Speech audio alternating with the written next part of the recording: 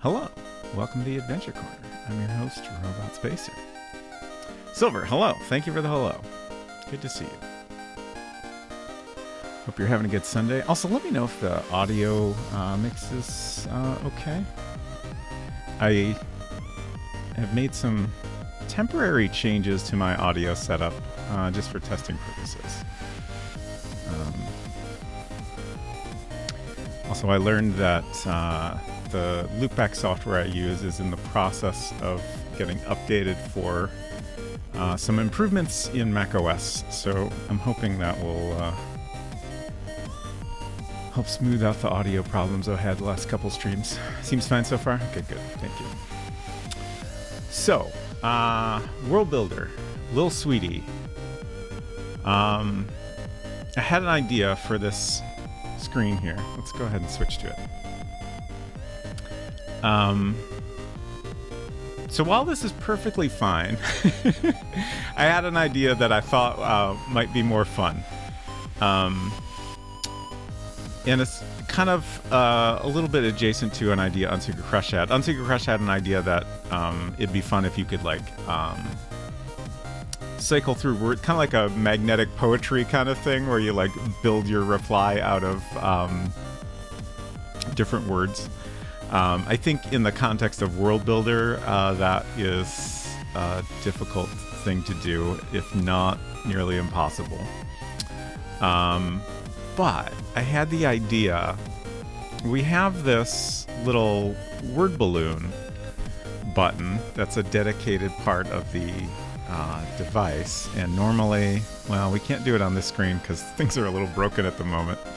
But normally that pops up a word balloon from Lil Sweetie herself here, where she just makes a goofy little comment. Like, it's just for fun. There's no like useful function to it.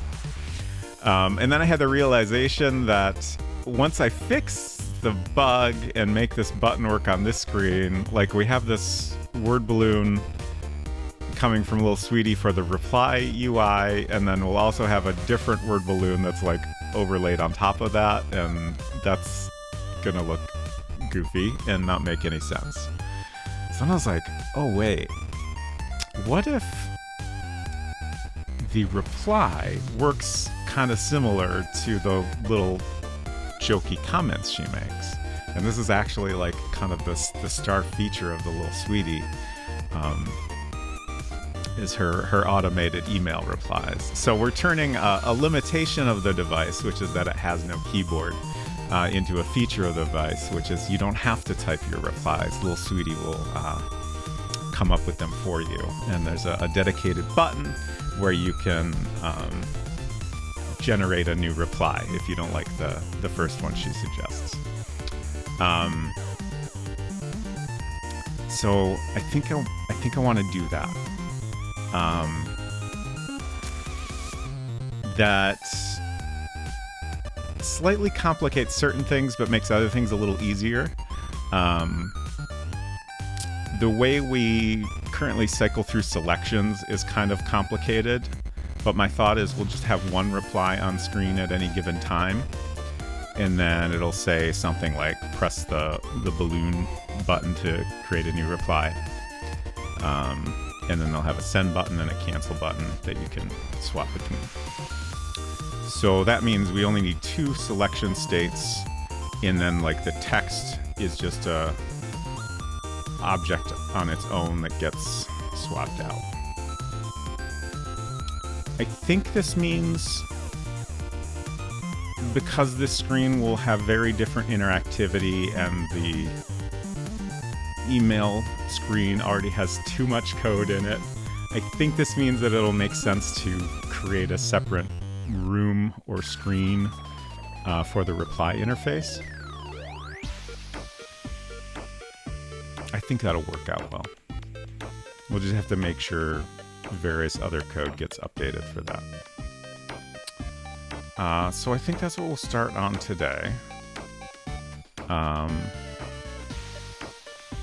And I've also got some little things I want to fix up.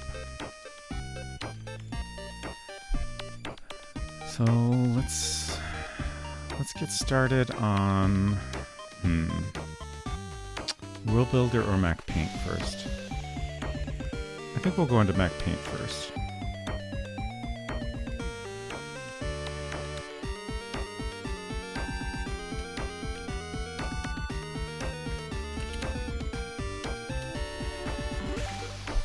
Oh no, Super Paint. We're making a DM system for our character in World Builder. A little bit. Maybe? Also, hello, Green Castle Block. Hope you're doing well. Okay, so that opened in the wrong app because we did a little bit of editing in Super Paint. It should still be in Mac Paint format, though, I think. Hello, Puzzle. Good to see you. Hope you're doing well.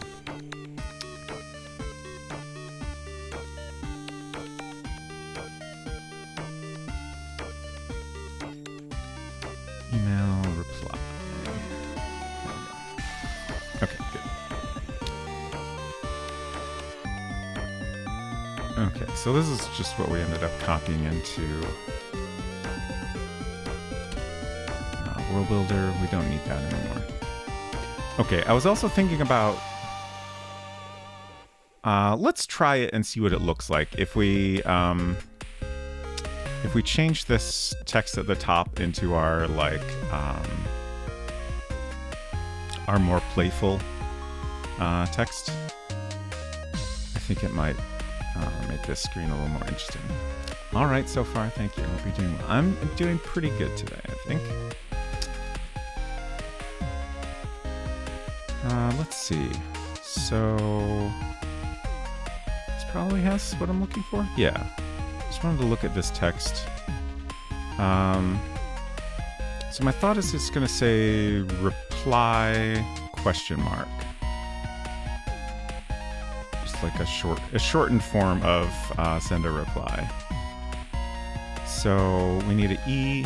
We have some other text in this style elsewhere. So let's kind of I have to bounce around different files here and copy it all out.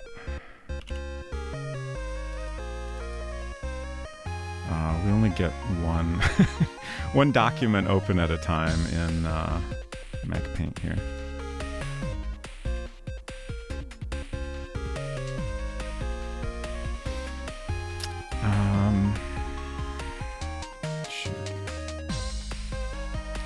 The thank you for playing text that we have on the credit screen has a bunch of characters in it. Where would that be?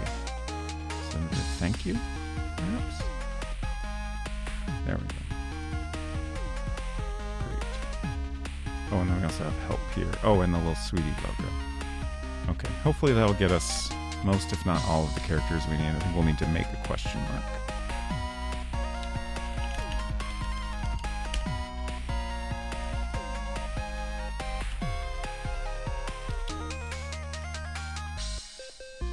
Okay. So we need an E. P.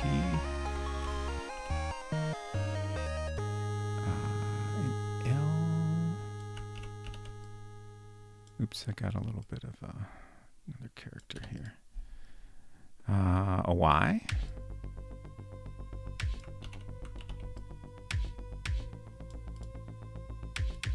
I'm not sure if we've done any given character in different case. Oh yeah, we have A in capital and lower. Oh, we have a uppercase R. I feel like starting with the uppercase letter feels wrong, though.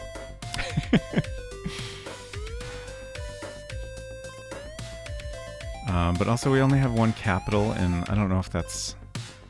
Oh, we could do an uppercase E.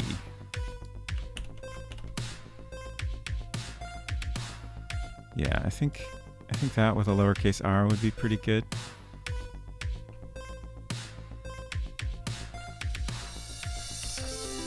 Okay, how do we make this? It's been so long. I believe we started with Helvetica. Let me type something we have already.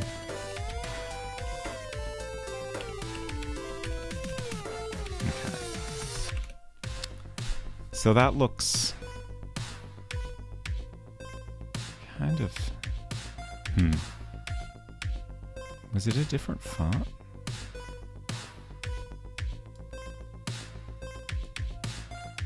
Just the W looks so drastically different. And I don't remember if that's just because I changed it.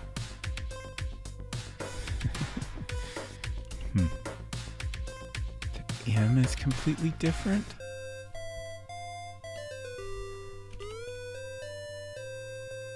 But some of the letters, like the K, like that looks like I pretty much just added serifs, right? Which is more along the lines of the changes I thought I typically made.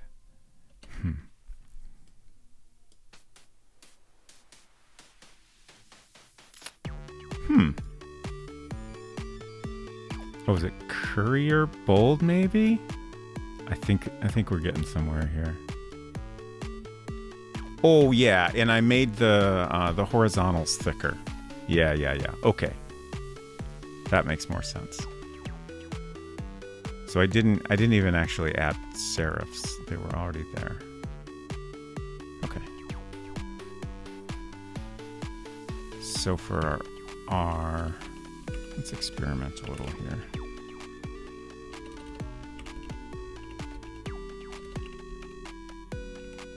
We need a question mark too.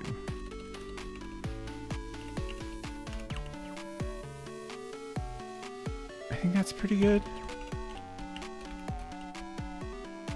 That's too lowercase. Yeah, that seems like the best.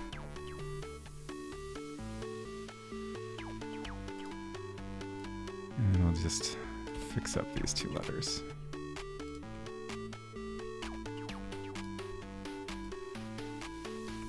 Let's see. Make sure I'm doing this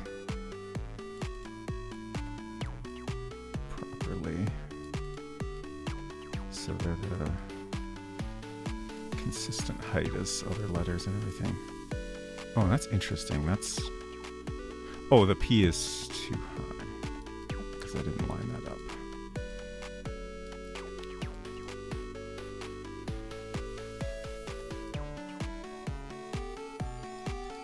Okay, so yeah, I want to make this another pixel taller.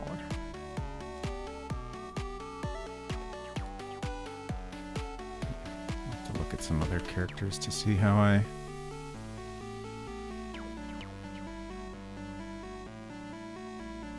I'm going to do that curve. So we haven't done anything that's quite like that. P's may be kind of similar. Okay. Well, this is more of a curve, though.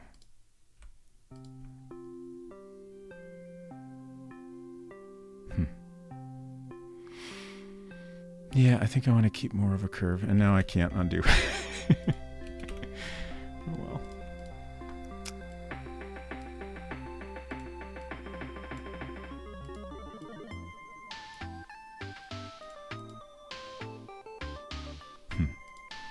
Let's see what the P looks like. I'm a sure comment. Starting with an uppercase character? Who does that? Exactly.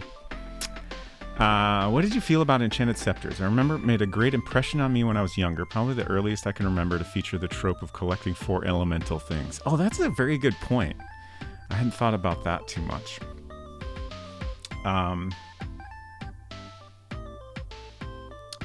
It definitely... You know, an interesting thing is, I think I spent more time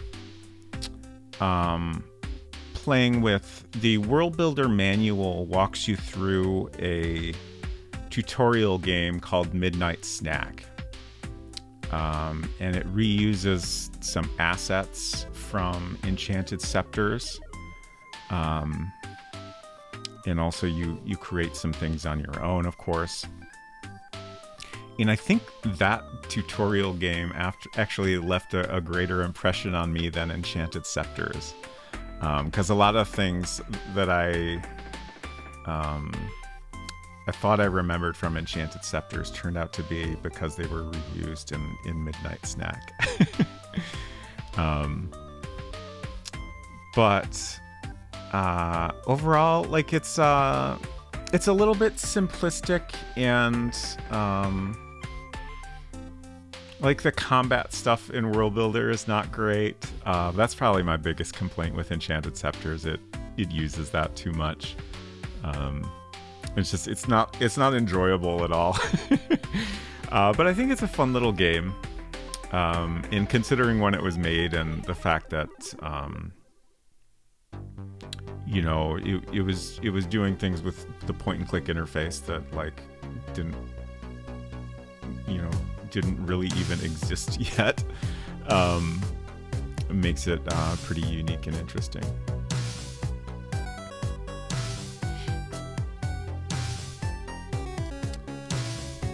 Okay, I think I like this R. I ended up coming back around to less of a curve. But I think it fits with what we have pretty well. Let's see, did I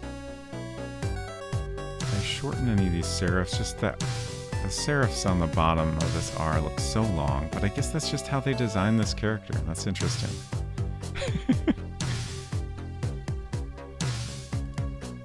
I say they. I don't know if. Oh, right. I think. I was gonna say I don't know if Susan Kerr designed all the fonts in here. I think she designed the ones that are named after cities. So Chicago, Geneva.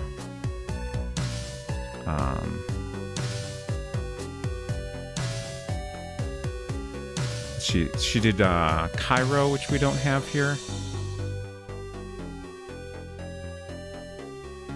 I guess Monaco. Hello, Salt Ranger. Good to see you. Okay. That ended up being exactly the same, but that's fine. Combat in World Builder is not very transparent. There's also like there's some weird depth to it that almost seems unimportant. Like you can aim at certain body parts, but like it doesn't seem worth it to do that. I guess maybe if you're paying attention to the specific types of armor the enemy is wearing, maybe it helps you attack more effectively. But there's so much randomness to the combat in general that it feels like it's not worth your time to do anything other than just kind of spam attacks and reload if you die. Okay, now we gotta get the right letter spacing here. It's 3-part.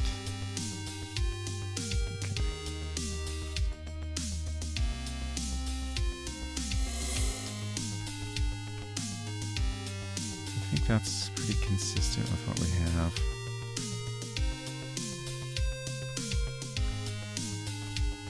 This might be a tiny bit too close.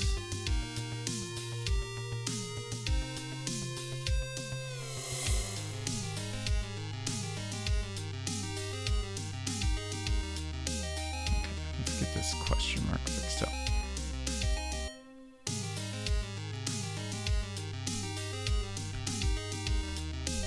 Okay, I would like to eventually stream some other World Builder games that were made by third-party developers, but there's just so many different games I want to play.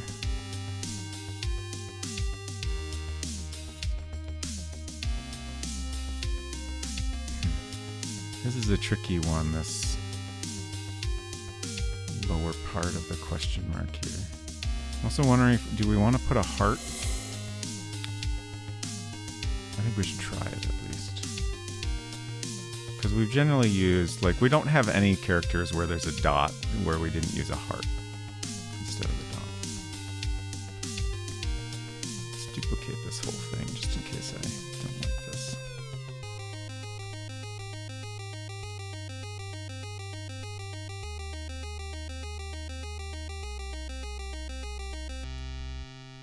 That's tricky. It's kind of off center. Also, that looks a little weird, doesn't it? I might have to skip the heart this time. It's just, it doesn't work at all in this context. I mean, I think people would understand that this is a question mark, but it looks very weird. Okay. Do something like that, maybe?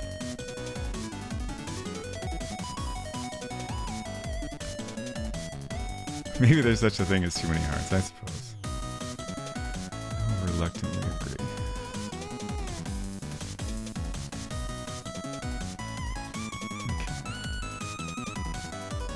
Maybe we can cheat a little bit and have that hang down a little. I like that dot, especially given that we're using hearts for all our other dots. I think the bigger dot works here. I feel like this needs a little bit more of a curve to it, but that looks weird.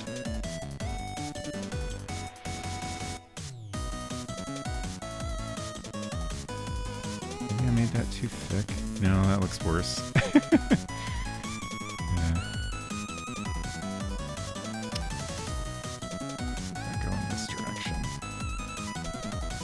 Okay, yeah, that's better, I think.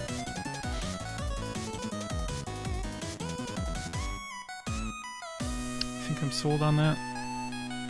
Let's try moving this back up just to see how that compares.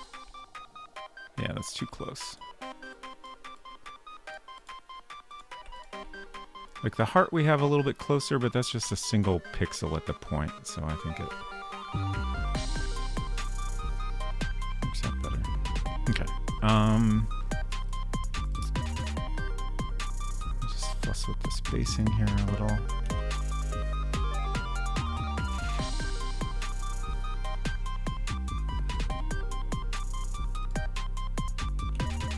Yeah, I think that's pretty good how it is. Okay. Let's get rid of all this then.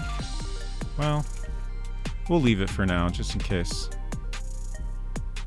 we do anything else with fancy text here.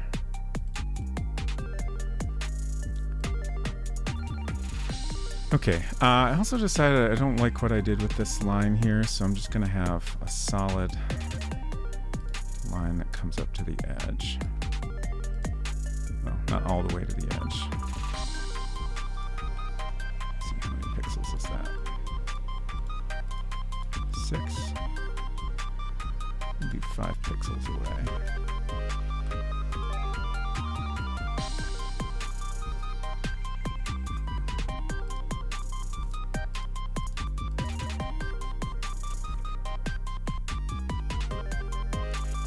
That's too close even.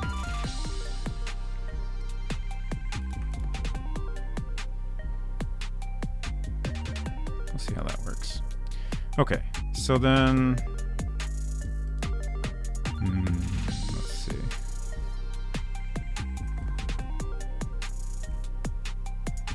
I'm gonna need to go back to a different screen to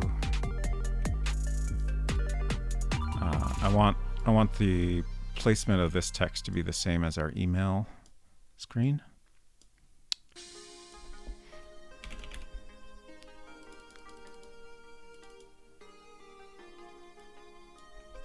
It does not have what I need.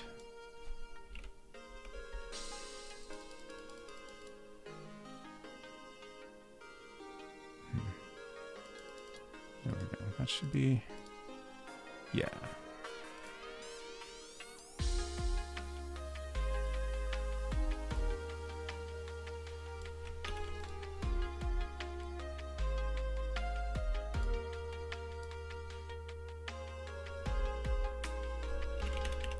I wish I could sort this screen by date. That would be so helpful. Sometimes modern computers have made improvements.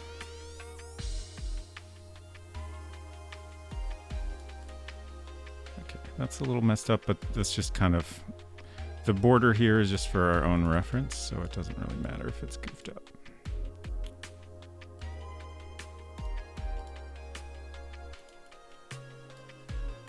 Let's see, lining things up is tricky.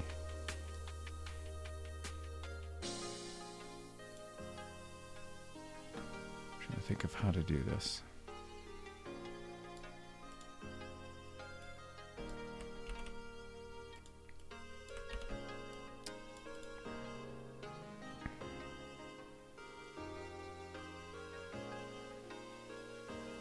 This is almost overcomplicated, and yet I think it might be the easiest way. So I'm going to leave that L, and then I can lasso this, and now it's on the correct vertical alignment. And then let's see. Okay, so we can move this straight down. I'm holding shift to keep that in line. And we can check this alignment. Yeah, perfect. Okay. So that's exactly where we want it now.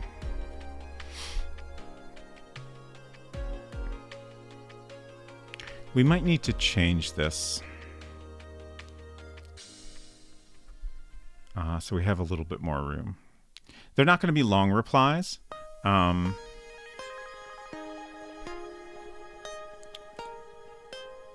Let's kind of type in something here just to have a placeholder. So we'll probably use Geneva 9 or 10. Let's start with 10. Not bold.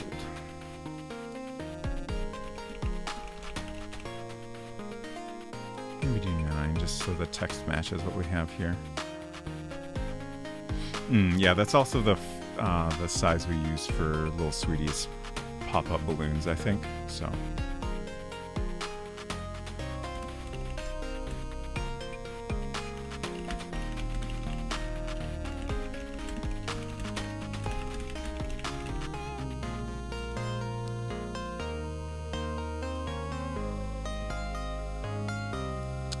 One tricky question here is this gives us the option to have a lot more options for replies. I have to decide. I made that first line too long. I have to decide how many options I want.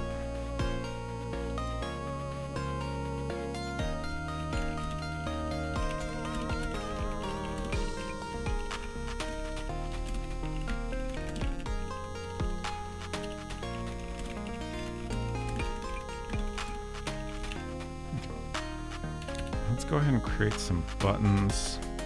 So we're going to have send and cancel.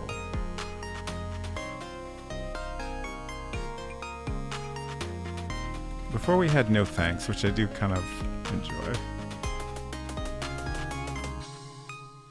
Oh, we also want a line that says press. And then I'm gonna put in like a little icon of the word balloon itself. Press to create a new reply. Okay. For a new reply?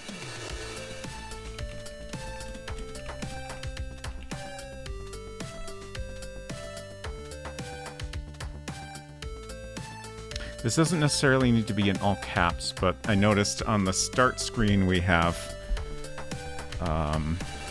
press OK to start in this style. So I thought it might be good to have this in the same text. Maybe this text should be at the bottom outside of the word balloon, because it's just kind of a informational tip that should be a little bit more out of the way, perhaps.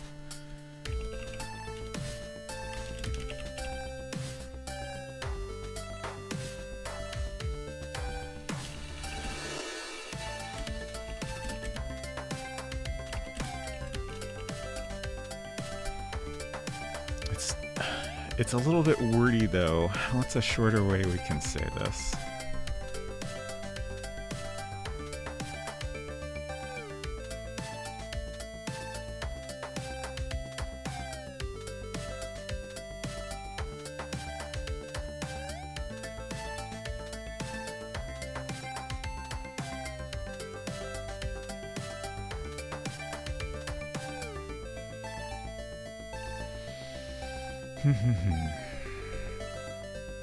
I guess I'll leave this for now. We can always, if I come up with something better, we can always come back and change it.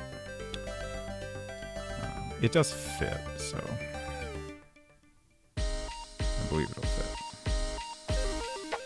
All right, let's save this, and then I want to go to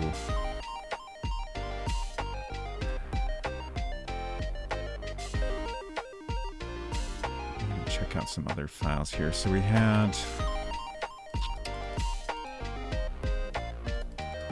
email list, I think had the, yeah, this text, I just want to grab that and make sure I'm creating text that looks the same. Oh, did I maybe manually tighten up the kerning there? I might have.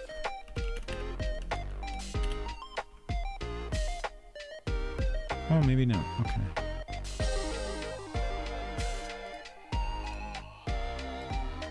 I feel like I did that somewhere.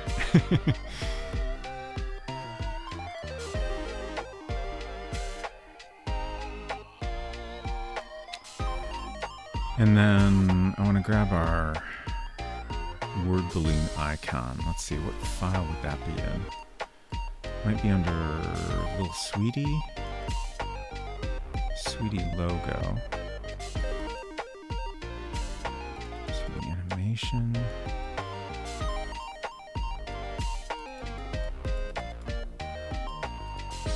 Here we go. PDA. That was before we had the name. At least I started creating these files before we had a name. So I think this one is going to be the most recent revision. Okay. This is the style we ended up going with. This.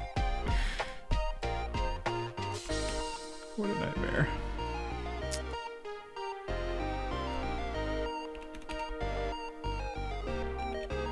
Oh, no, it's under email. Okay. We have all our components now.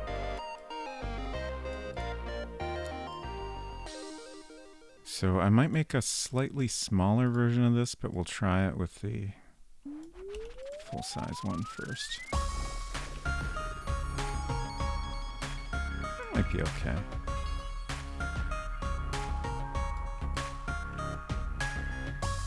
The only thing I can think of to make this shorter is, say, you know, press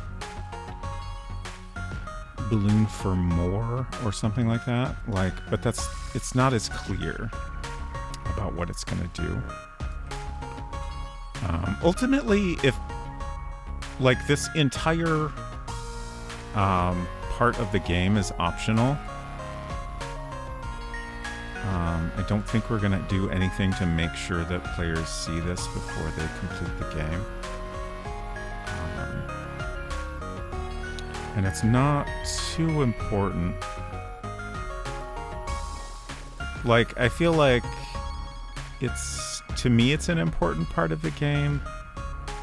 Like, in terms of, like, feeling like we're bringing things to a conclusion. But ultimately, it's okay if people miss it or don't realize that they have the opportunity to customize their reply in some way. But I would still like to try to make sure that people don't unintentionally miss the chance to do this.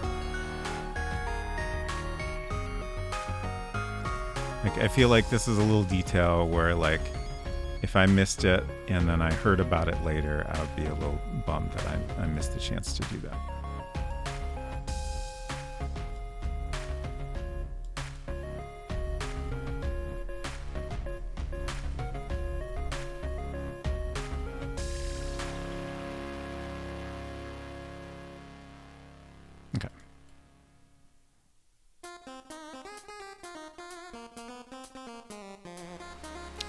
pretty decent.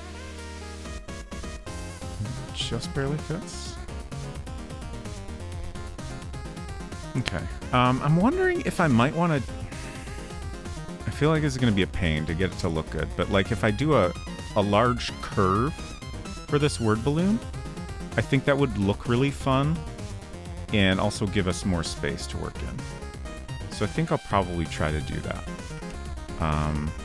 But let's focus on finishing up these buttons first.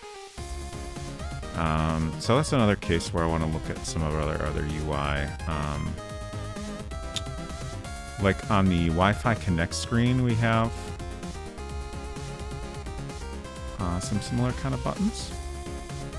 Let's see, is that under Wi-Fi? Nope. Email Wi-Fi.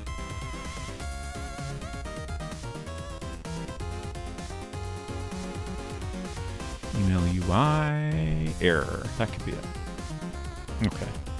Okay. In this case, we just have a connect button. Oh, right. This is the final design. So it just says the name of the Wi-Fi network in a button. Okay. Mostly I wanted to check if we went with lowercase letters or all caps.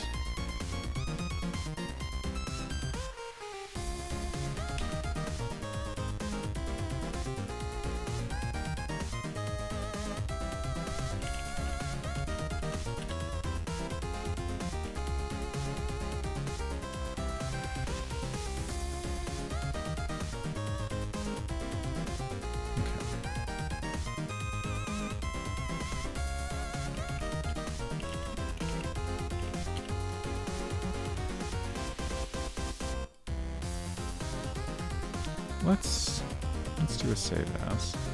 Hey, Davor. Hopping in while working out. HL on the dev progress. HL? Oh, GL. Okay. Good luck. Thank you. I was having a hard time figuring out what HL could possibly stand for. I hope you're doing well. It's good to see you.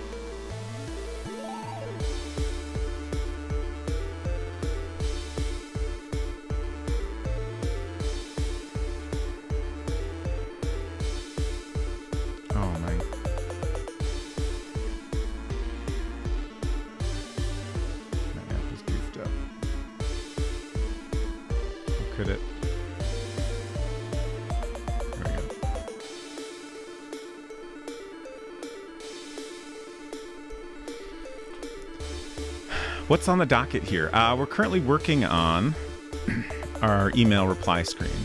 We had a different design. So a silly aspect of the Lil Sweetie hardware is that despite being an email-focused device, it does not have a keyboard.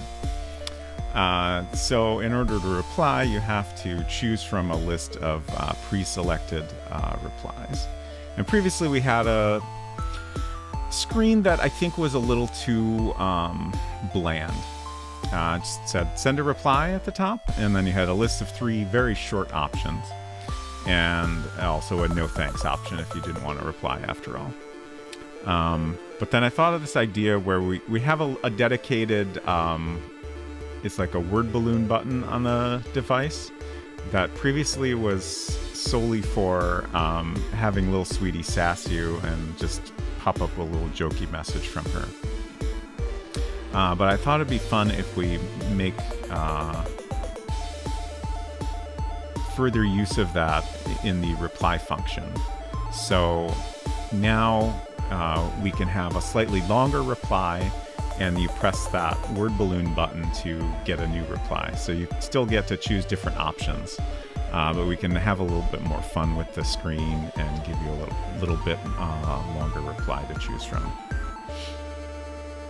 So I think this will be nicer, and just like, to me, this is very close to the end of the game, and it feels like kind of the way you choose to respond to this email is kind of like deciding how you're concluding your character's story in a way. It's like, it's your opportunity to, give yourself some closure. So I want to make it as nice as we can. Okay, so we have a new file now, so we can go ahead and delete this stuff.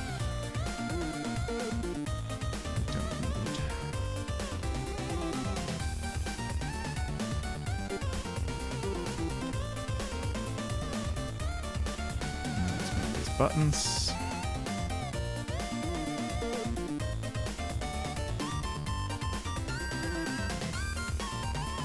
After we do this, we'll probably do some extremely tedious updating of code.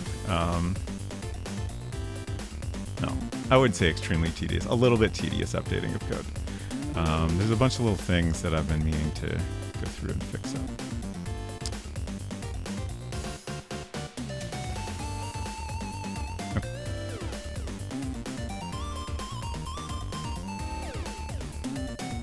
Since we don't have, like, functions and other useful things like that, there's a lot of fill. Yeah. There's some copy and pasting we have to do. I'm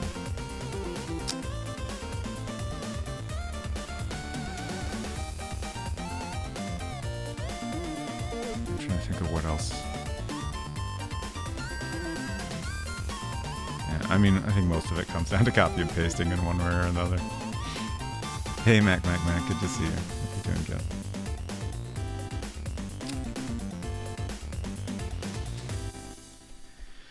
Finished Game Boy. Oh, yeah, I saw... I got an email about the game you made. Finished Game Boy Game Jam yesterday. Fun to work on, but oh boy, Game Boy Studio scripting is no bueno. Oh, interesting. Let me... Since links are disabled for other folks, I'm going to dig up a link to that. Thanks. You're welcome. Ripjack. A puzzle game. Ooh, interesting. I didn't have a chance to check it out yet. But it is playable in the browser. If anyone else would like to check it out. Actually, you know what? Okay, it does have something. We're going to check it out right now. I won't spend a lot of time on it, but we can check it out a little bit. Yeah, there we go. Press start. Oh, okay. We do have sound on stream, I believe. I don't actually know. Okay. I was going to say, I don't actually know how the controls will work since I don't have like a gamepad connected. It seems like I can do some of this with keyboard. Oh no. It's not accepting return.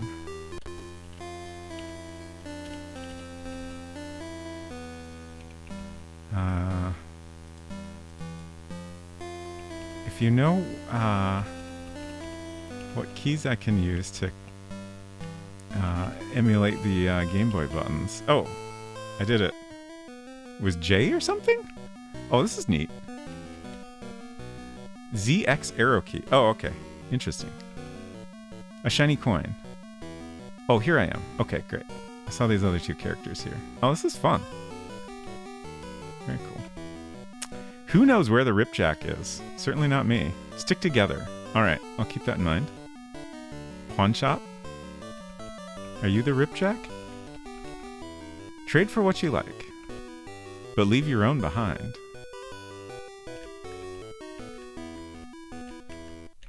I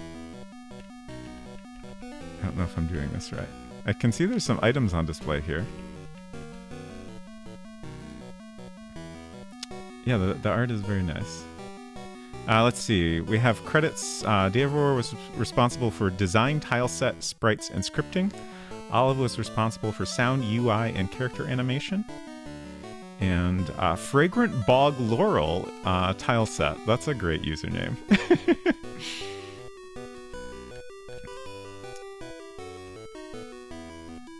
Should be in the description. Perhaps. It might be useful. Let's see. How do I get past this person? Do I need to go around? Can I go? Oh, I can. Oh, wow. What's this? Oh, so we have some blocks we can push around. That's fun. I'm stuck though. Should be able to press C next to it from the side. Oh, okay. Am I gonna drown in here? I can't swim without flippers. Okay, that makes sense. So perhaps flippers was one of the things we could buy there. Pawn shop. Yeah, that's flippers. Ah, okay. I'll pay for it with my coin. Enter water with AZ. Great. Okay.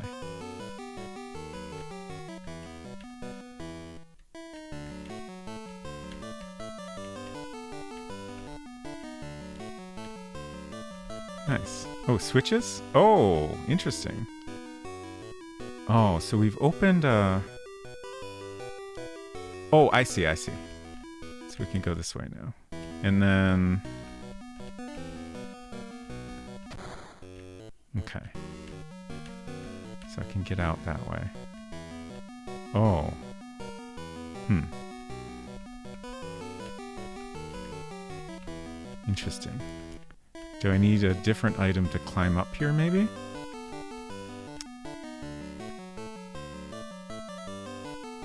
Oh, that block stayed put. Hmm.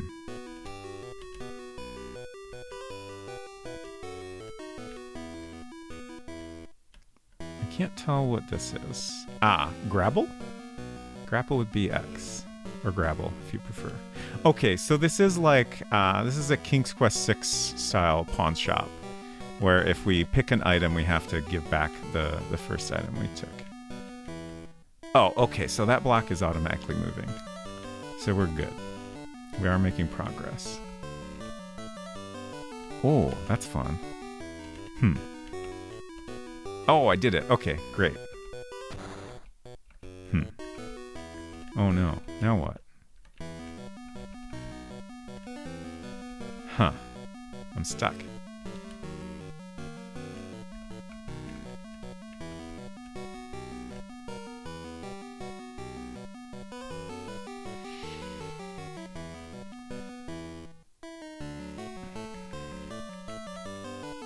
I can't figure out what I could do here. Also... Oh, there we go. I was pressing the wrong button. Oh. Ah, okay. Okay, okay. Interesting. Oh, that's like slippery. Okay. Hmm. This is fun. Okay. Okay, okay. We did it. Nice. Where does that one go? Also, what is this? What is this new friend?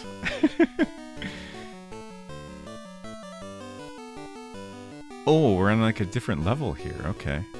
This crate looks breakable, but I'm not strong enough. Oh, do we need a like different smashing item? It's another breakable crate. Okay. And then what does this do? Oh, okay. What's that? Stay indoors. Killer about. Ah, it's a sign. Got it.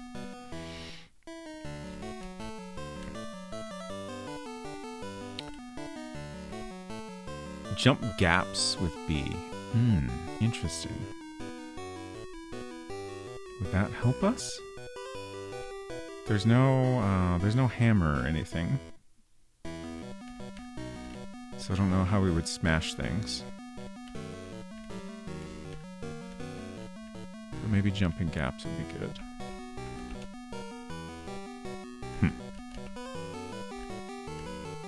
Is that not a gap we can jump?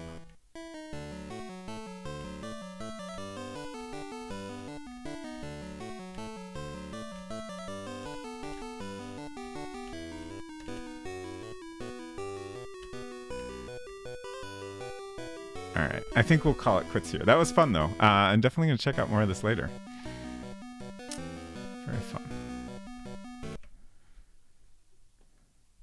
Okay.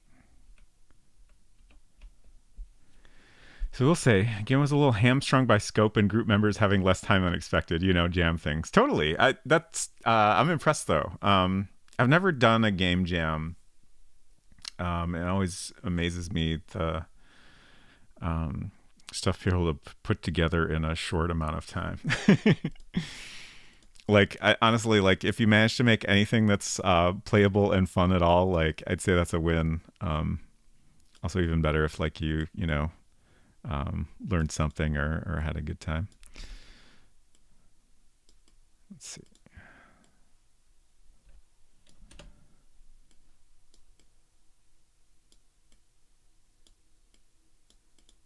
Sound Arts did a good little banger waltz there. Yeah.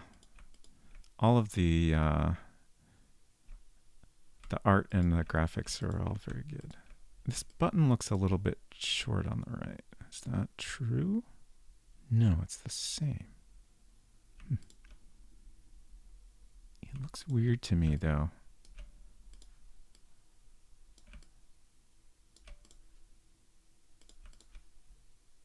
It looks better to me, even though it's longer on this side. That's fine.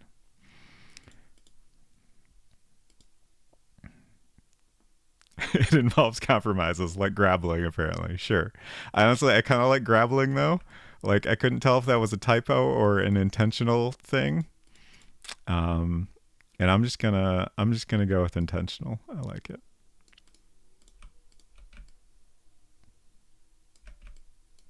It's like it's a combination of grabbing and grappling.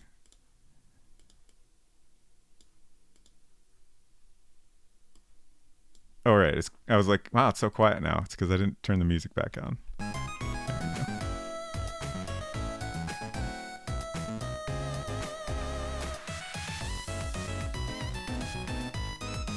It's intentional now. Excellent.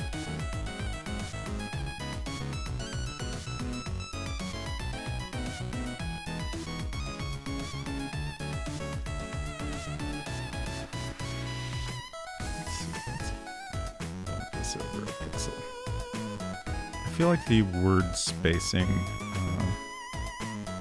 in Geneva is a little bit too wide at times.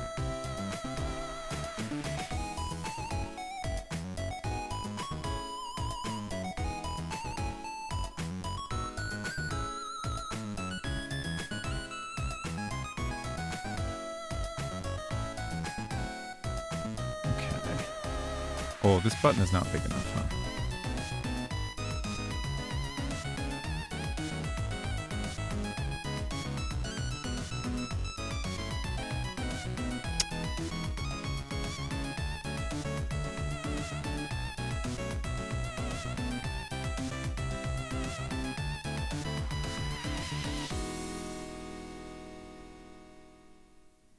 You know, I just realized that with ResEdit, we could go in and add more keyboard shortcuts to Mac Paint. Like, I always want to hit Command-I for invert. I could totally add that very easily. I don't think it would goof anything up if I did. It's kind of tempting.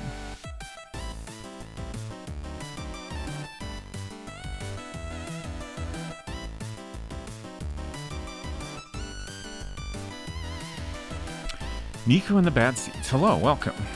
First time I'm catching you online. Just wanted to thank you for your Maupiti Island streams I'm currently watching. I'm a big fan of that game, and it's fascinating to see how much effort you're putting into it. Nice! Thank you so much for coming by, and I'm glad you're enjoying it. You know, I will say, I saw you sent me a couple messages, and your reply acknowledged that your first message had gotten cut off. I only saw like half 1.5 words of whatever your first message was. So I apologize for not responding, because occasionally I'll get like some spam messages on Twitch, and it seemed like that might be what this was. Just because I hadn't seen you come by the stream at all. So apologies for that. But I'm glad you've been enjoying it. Also, like, if you you know, said something you want to make sure I didn't miss, feel free to resend it or let me know what you said in that first message. Oh, you wrote a long message, but it got lost by Twitch. That's so weird. I don't use Whispers a lot, but I've never heard of anything like that happening.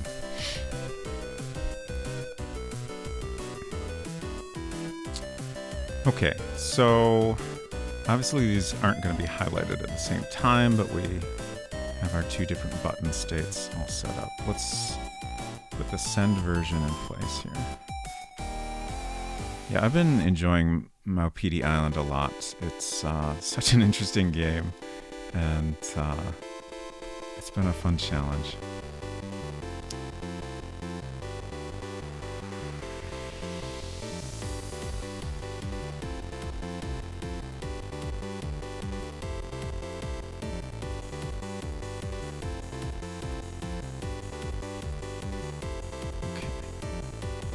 Yeah, I do think we need to bring this line down, and I think the curved line is going to be the most interesting way to do that.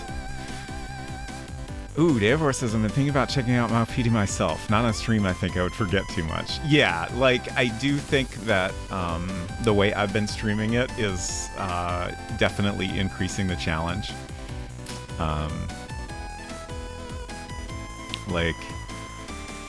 If I did it for, I mean, it's tricky because if I did it for both my stream days, then that'd be all I would stream for like multiple months, because it would still take a while to get through it all. But I feel like, you know, playing it off stream and, you know, just being able to, you know, play it a few times a week is probably a more reasonable way to approach a game like that. Just make it easier to keep everything in your head. No through Maupiti walkthroughs in English are rare, so feel free to ask if you ever want a nudge in the right direction without being flat out told the solution. Thank you.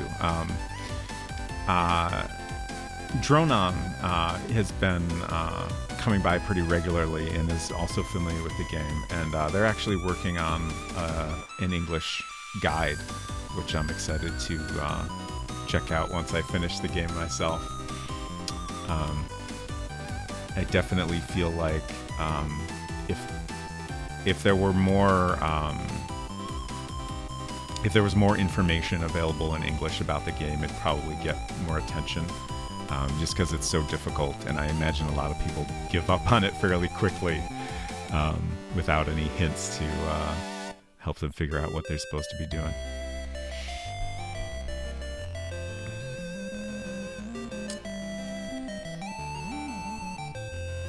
You say that Robo Spacer, but you also stream in 5-hour blocks, so maybe not so bad. Yeah, that's true. It's just having to go a week every time. Sometimes more if I have to miss a stream. It can be a challenge. But at least I've been taking a lot of notes. That helps too. Okay, I'm trying to figure out how I'm gonna do this,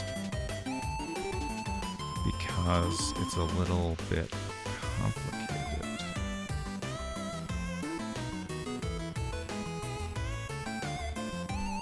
Excuse me.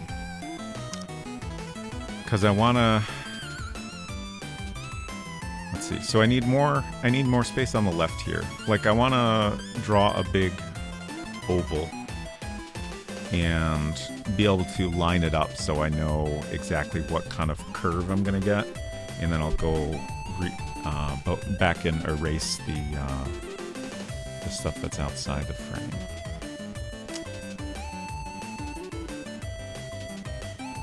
But then I also want to do that on a copy of this screen because we're going to goof up some things in the process. Like little sweetie herself. Okay. So I think we will... Let's do another new file. And we'll just go ahead and delete this screen at this point. I don't think we need that reference as much now.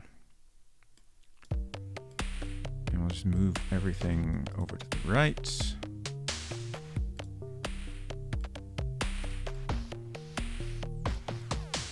And we'll make a copy of this down here. Aloha, Edenwave. Good to see you. Ooh, Edenwave says, my wife and I played Perilous Night today along with other EGA goodness games. Yeah, I saw that in your stream title. hope you enjoyed it.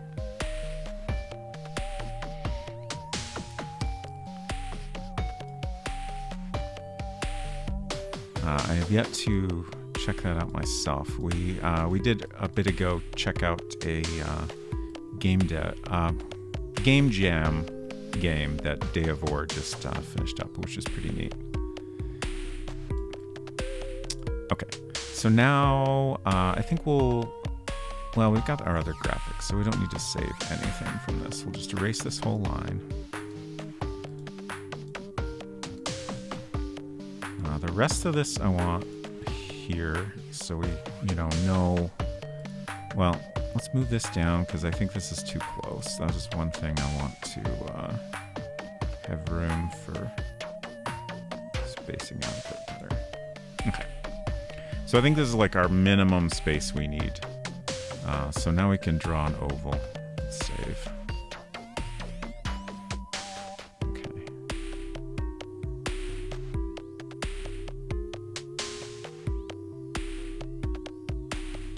I'm gonna move this down so I can have more space up top. Okay. Let's see. I'm trying to figure out where I want this line to fall. On one hand, like, as much space as possible is good. On the other hand, I want to think about how it's intersecting with Lillian's head here.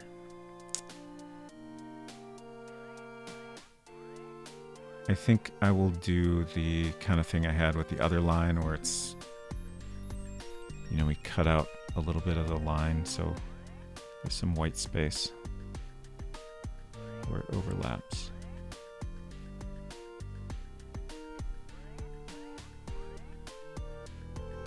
I don't want it. It's tricky because I don't want to have like a weird tangent here where it's like right along the line of the top of her head. But I also don't want the curve to be too close to the text at the bottom here. I guess we could move that text down. Well, I like the spacing here. That's tricky. Okay. Let's give this another shot. I'm very fussy about these things. So let's try... Let's try that. I think that might be pretty good.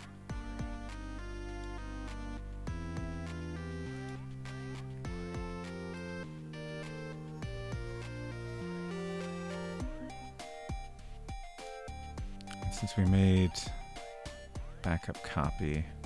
Oh, it's interesting that I can use the eraser like hanging outside the window. I didn't expect that to work, but it's useful. Like a lot of things, like if I do a selection, I can't go past the edge of the window even though there's more document over there. Okay, that's pretty nice. It's pretty nice. I wonder if a slightly flatter curve might work better. That would get the line a little bit further away from this text and have it come down a little bit more on this side.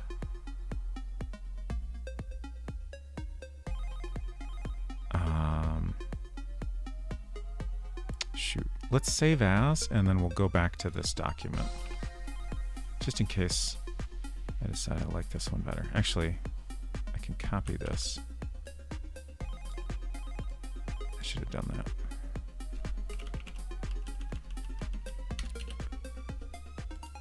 Okay.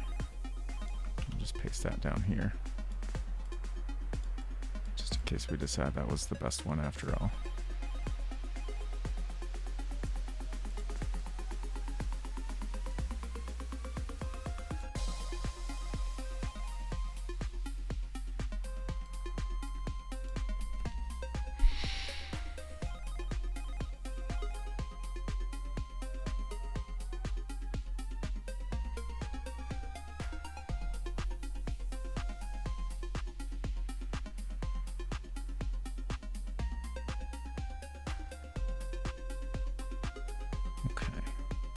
So I think I need to start down lower. It's 6 o'clock already.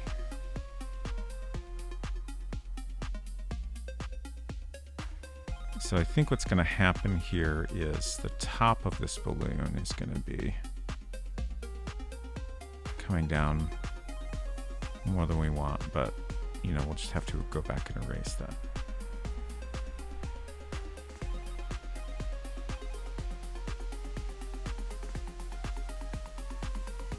Yeah, like I think that's pretty good.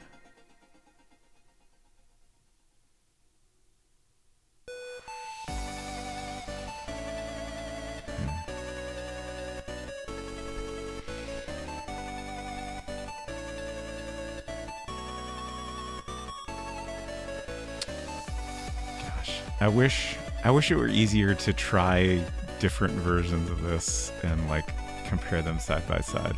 I guess in general, I wish it were easier to experiment with this. Okay. I like it coming, even if it's just a pixel. I kind of like it coming back up on the left side.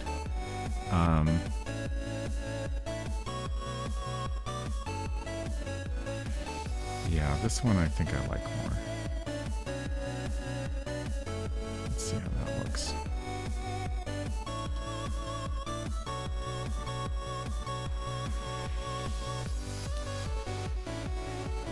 Okay, I think I'm going to just copy the top half of our backup here and paste it over top, just to get rid of as much of that as possible.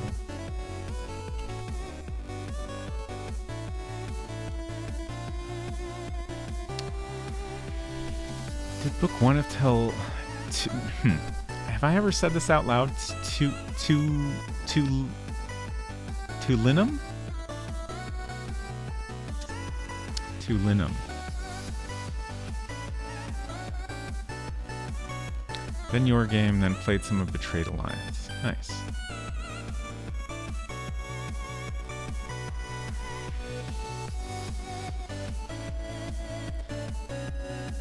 All in the style of an SCI Zero Sierra game. That is such a good style.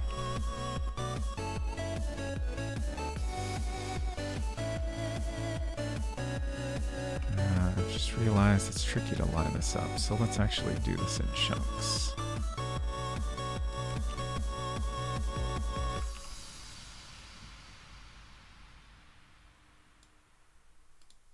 Perfect. And this we can patch up. Oh, we don't want that much. Oh no. Hello. Oh. Apple slices would be good. Dang it. It's impossible to tell if I've lined the pattern up right. And I'm getting it wrong every time.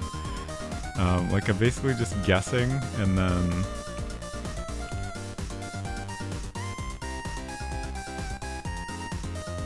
Okay.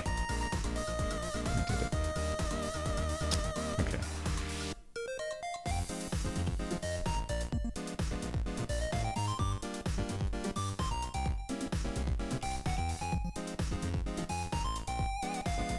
Okay, so if I look carefully, it's kind of hard to tell, to show you what I'm looking at here, but you can kind of look and see. I'm pretty sure the pattern is, yeah, lined up correctly now. Okay, I think that's a pretty great curve. I'm very happy with that. And I love the way this screen is turning out. Okay, let's save. Telwinium. Okay. Oh, Edenwaith spelled it incorrectly. Okay. Telwinium. Okay. I think that's how I have been saying it in my head anytime I come across the game.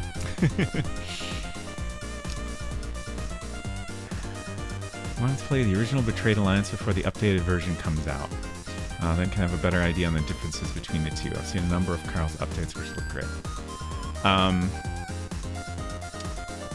I have been eagerly anticipating the remake of that game. I've had a tough time deciding for myself whether or not to play the original first. But I think I'm going to wait for the remake just because it looks so good.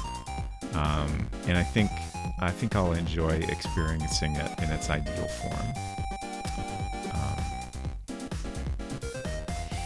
So I'm very excited for that to be released, I think, in May? I want to say May 20-something? Not sure if that's correct.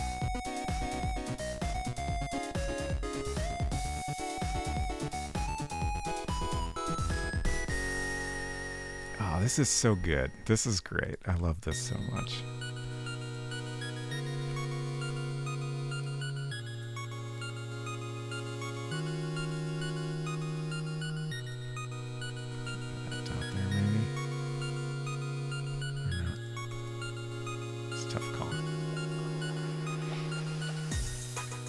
Okay, and now we need to get our little balloon tail back in there.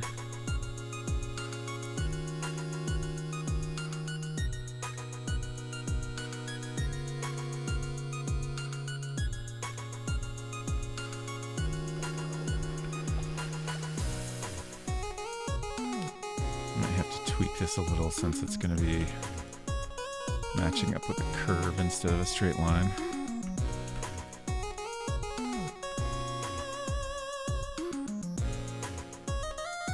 Be okay as is.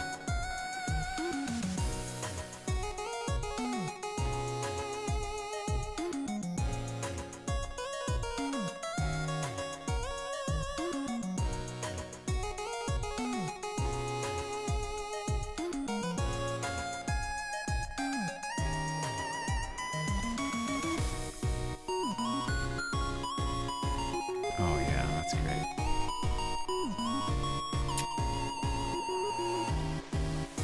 Definitely might have misspelled that game's name. It's a tricky one, so understandable, I think.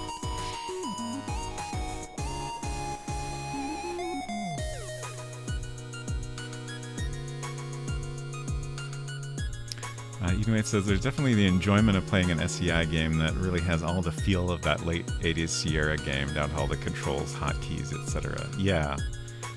It's fun to feel like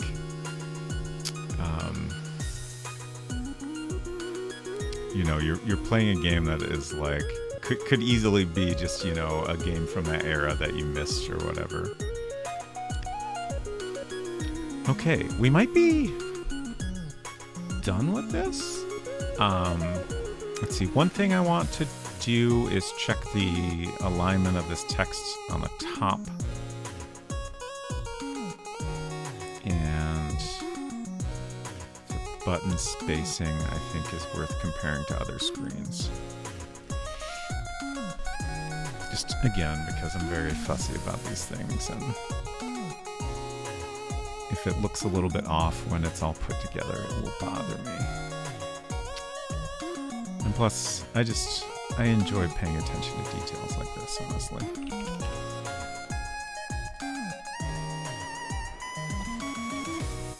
Let's see, I'm not sure if this... Oh, that's what we were just doing.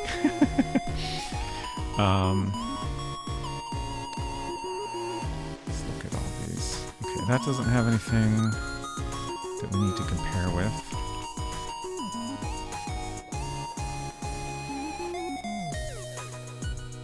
Email errors.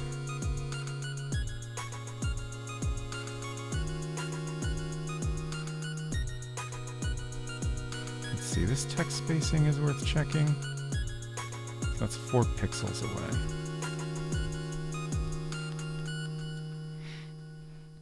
Hey, Snowy P, good to see you. Thank you.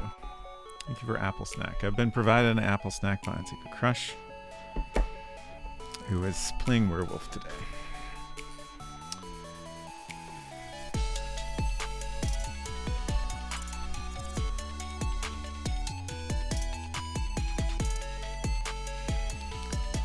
Okay. Unfortunately, to eat the snack, I can no longer use my left hand.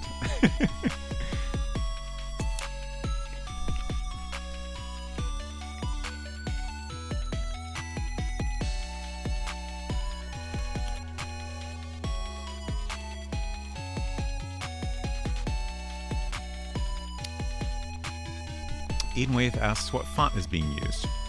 So we have this big text up here.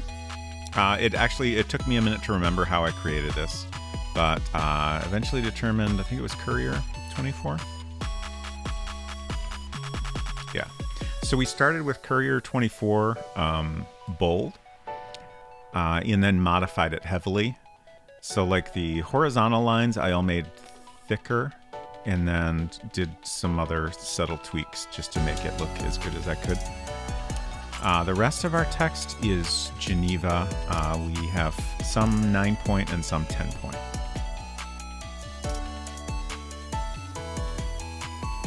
And then there's some other cases, like I think this OK was custom, kind of based on Geneva, because that was like button text that I wanted to be nice and bold, like it was printed on there. Okay.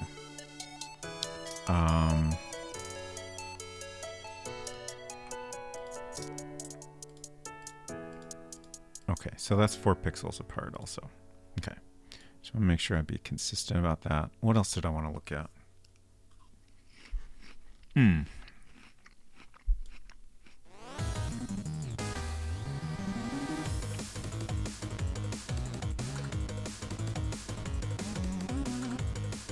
I'm not sure if this is actually accurate to the final in-game, where the top of this text lines up. But I guess I'll go ahead and copy it as a reference point.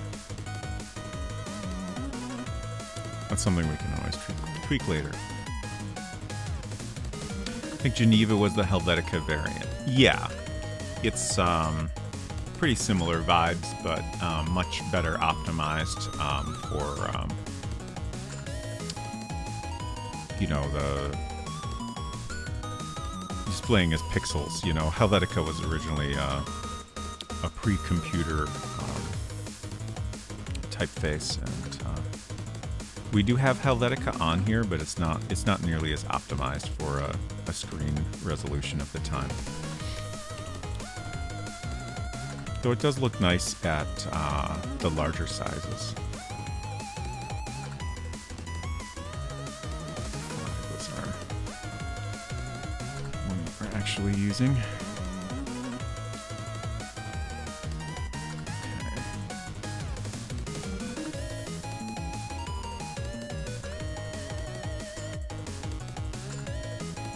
Interesting. So that text is actually lower.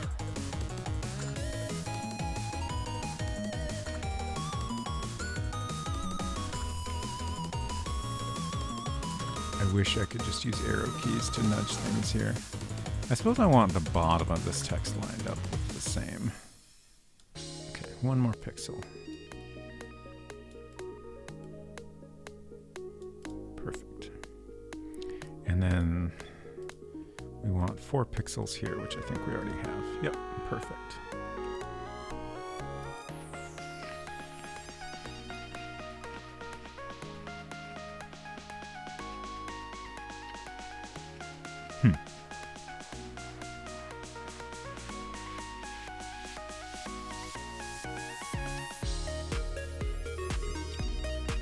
This reply text is 1 pixel further to the right. I thought I lined that up.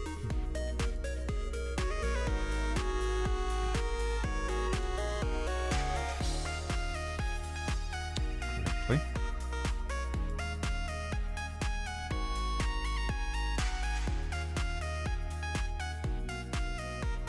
Okay, yeah, so that matches. Interesting. No? Oh, okay, so maybe our other text needs to be nudged a pixel to the right. So that's the problem. Okay. Trying to move it just to the right and not up or down. Okay. I think we got it perfect now.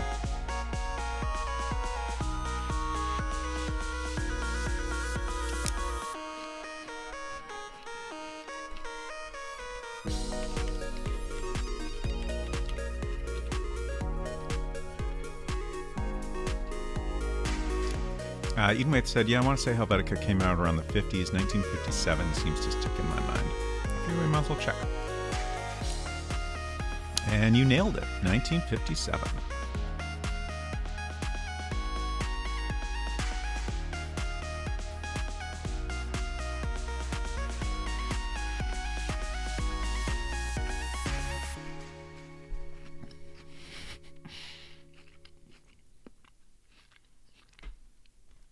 Woohoo, my memory isn't completely shot. Always a good feeling.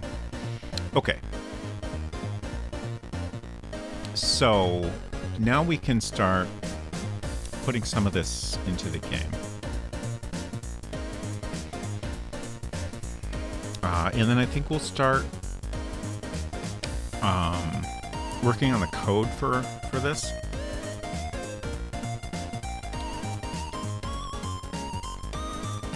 So I'm thinking about how we're going to break this up into different elements.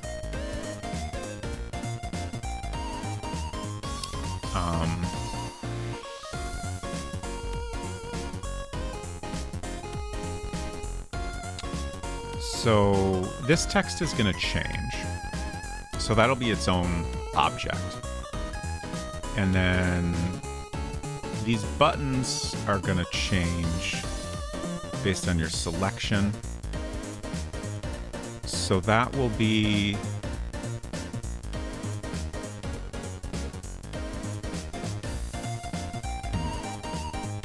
the two buttons together might be a single object. So like we'll just swap out a single object based on which selection is currently active. I think that will work. And then if this is all going to be on its own screen, then the rest of this can just be part of the background.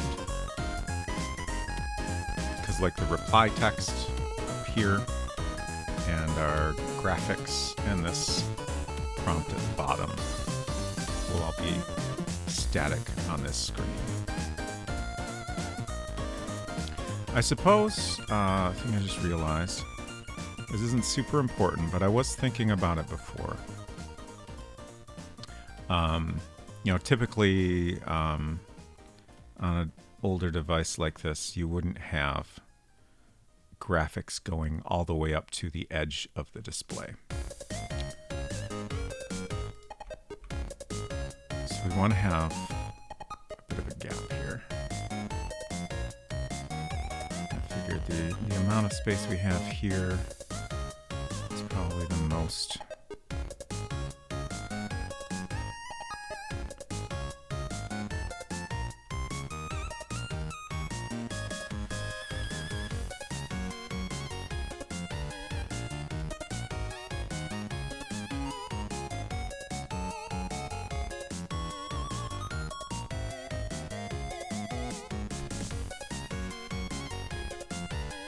Yeah, I like that.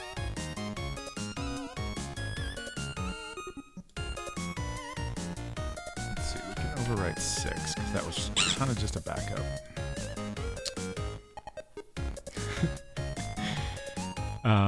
Let's see.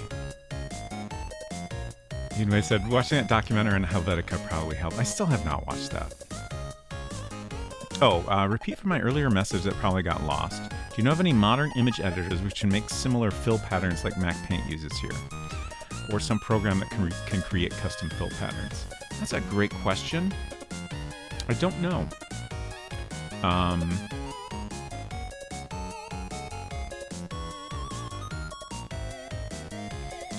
I know you can do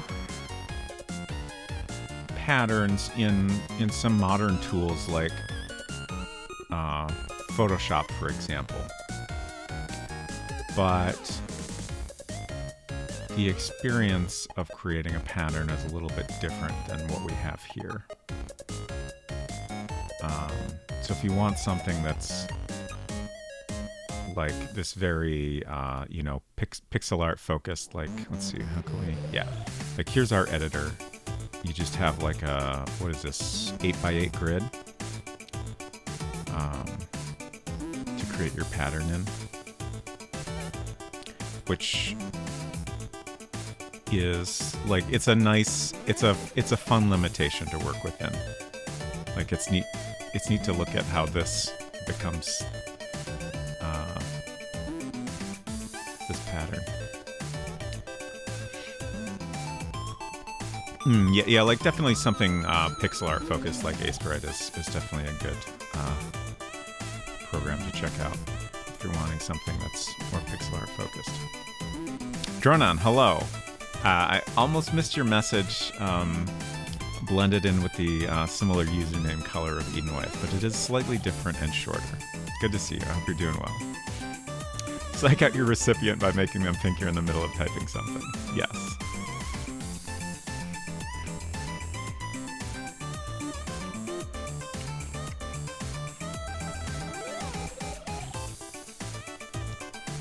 Okay, so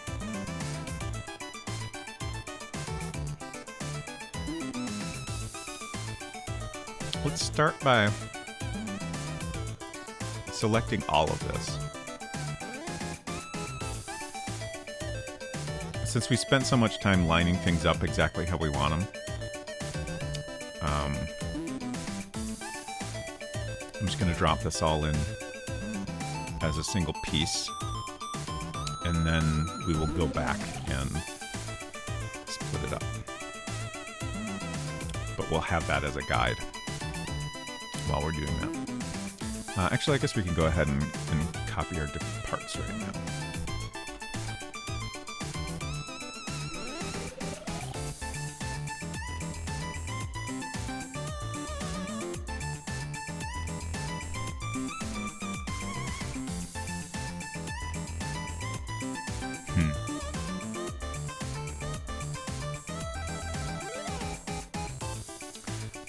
I thought of a potential complication, but I think we can make it work out. Just last stream on Friday, I made some changes that I thought would be fine, but then I quickly realized that they were not fine. Because if we're swapping between different graphics, then we can potentially see them overlap briefly.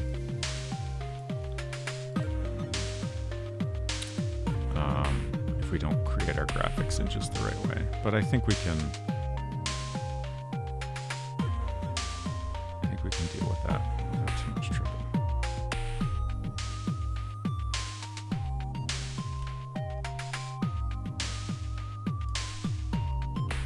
Like worst case scenario, we can put like a white rectangle behind some things.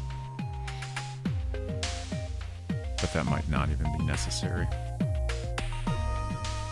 Just popping in. Good news, the Maupiti guide is basically done. The rest of your gameplay may suggest possible additions, so I'm not signing off on it yet. Nice. Very excited, and I'm glad to hear you've wrapped it up for the most part.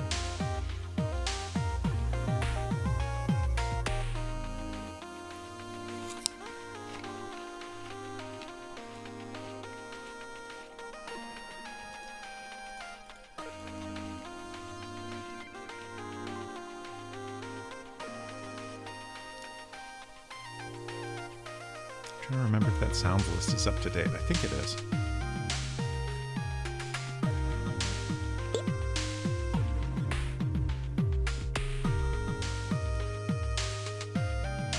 Did that work?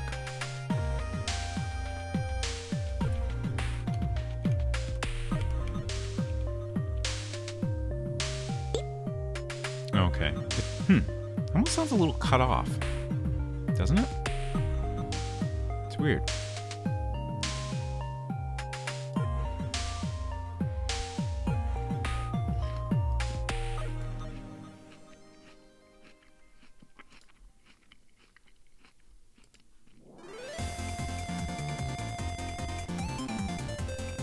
Try a different one.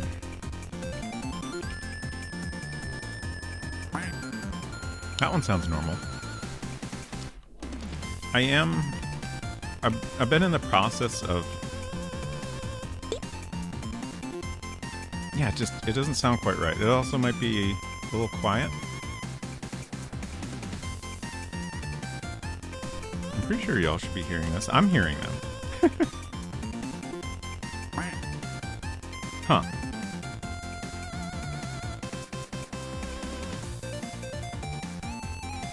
pretty sure if I'm hearing it, y'all would have to be hearing it. Let me know if y'all heard any of those. Hello, Baltimore. Good to see you. Hope you're doing well.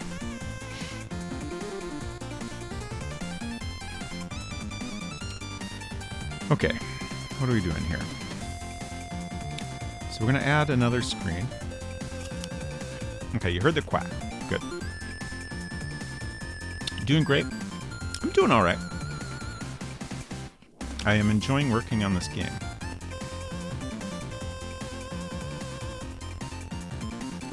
Also, this apple is good.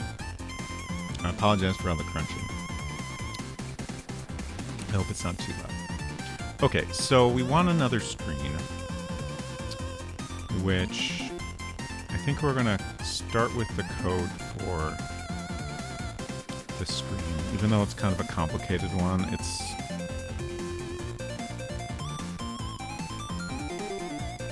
think it's the best one to start with.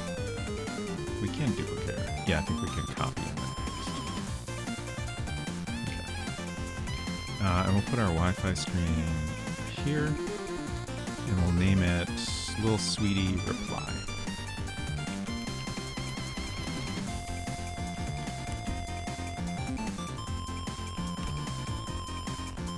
Okay. And then the first thing we'll do is speed up the emulator and edit our scene code here.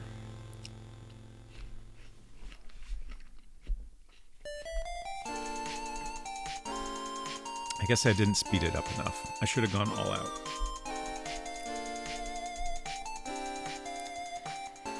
Played through a Playdate game called The Simorgue, which was originally a French game, originated in a French game magazine. I ended up looking at the original game and I had to try and translate some of the game to English to get some hints on how to progress through that game. Oh, that's interesting.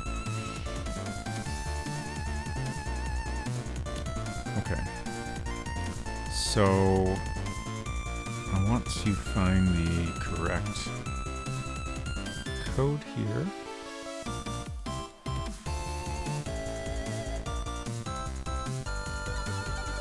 I'm hoping I just kind of recognize it when I see it. I think I might have gone too far.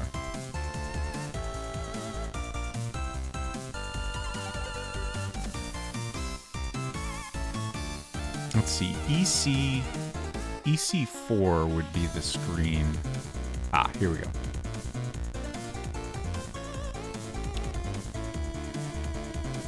So then, what do we want to do here? We just move the player to our new scene? I think that's correct. Player at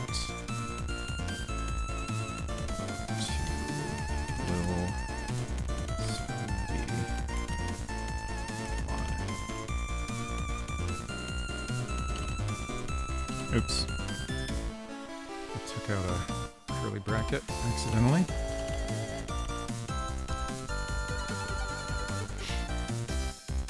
Okay. I think that's correct, but I do want to look at some other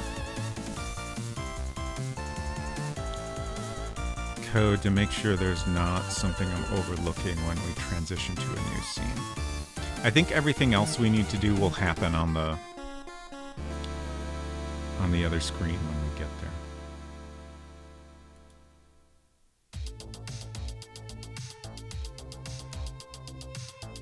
Okay, here's another case where we go to a different screen. So move player to Little Sweetie Wi-Fi, and that's it. Then the Wi-Fi screen takes care of the other stuff that needs to happen. Okay, so that should be good. All right, I'm going to finish up this slice of apple and wash my hands, and then I will come right back in a minute or two.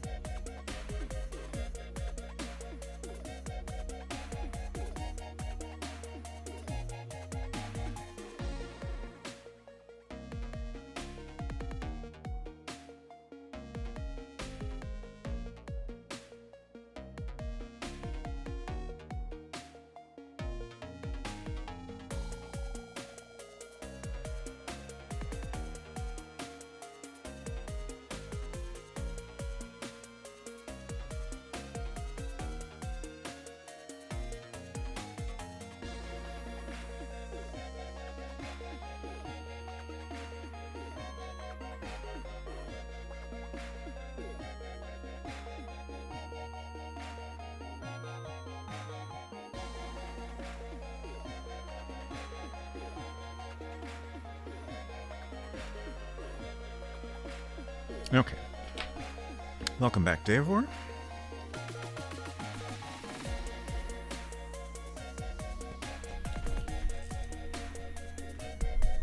Okay. So, let's see. Is there any scene data we need to change? I don't think so. So, let's go into all-out speed before we open this. Back to normal. Okay. So, this is code for dismissing Lil Sweetie's sass, which we don't need. All right, we have a variable up at the top here that we need to customize. Hello, 6-7. Have we solved all our scripting woes? Honestly, never. Not in World Builder. That's not a thing. That's not really a goal in World Builder. The goal is to simply make it work as well as it can. But we've redesigned the email reply screen, and I'm a lot more excited about it now, which makes me very happy. Let's see. I was trying to find a page in my handwritten notes, but I think that's something that's not going to happen. Let's find a note on my computer here. How do I use this notes app? There we go. Okay, transfer point variables. Excuse me. Are we ever finished with scripting woes? Yeah, exactly. Absolutely not. So L2 equals 3 is the variable that I'm trying to look at here. Okay, that's what I thought. Lil Sweetie location.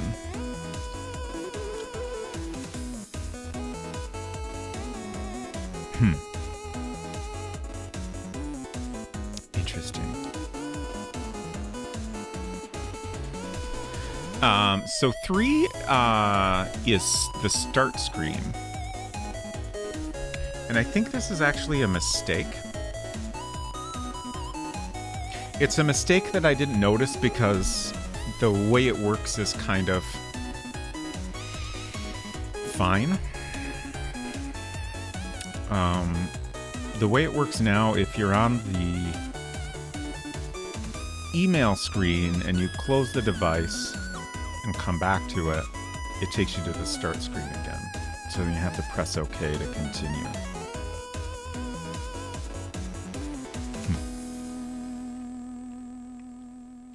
I'm just trying to think if I do I actually want to fix that mistake or not.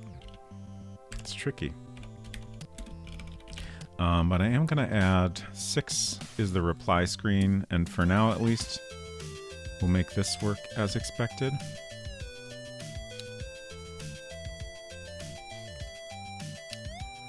Okay, so this code is all going to change, but it will be somewhat similar.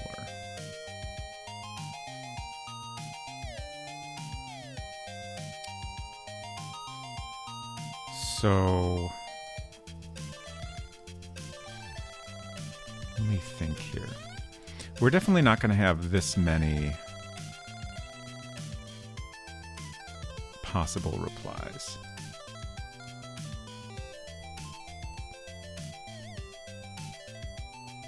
So let's at least delete some of this.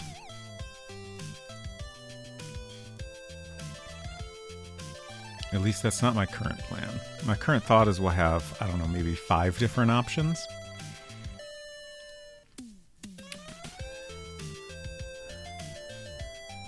S11. So we're going to do R1, R2, R3, R4, and then R5. So this will be divided by 5. I'm going to want to check the math on that later. And this needs to be a different variable. We're running out of S variables. Let's see. I don't know what S8 is exactly. Oh, I think that might be a variable that simply indicates that a SAS message is currently showing. Okay. And then S7 is our SAS random number.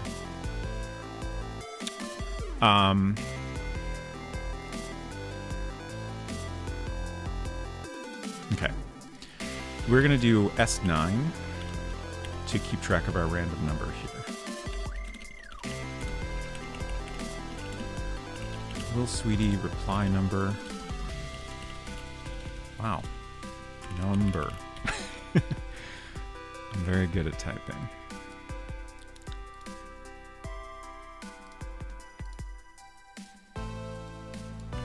And this temporarily stores the number of reply message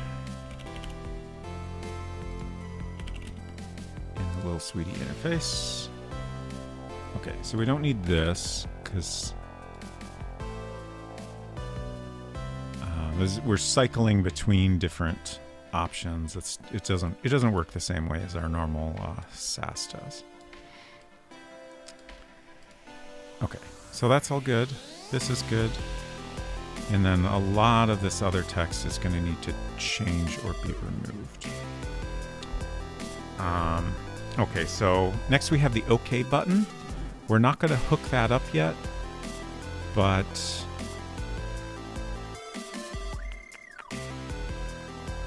God, I wish I could comment things out.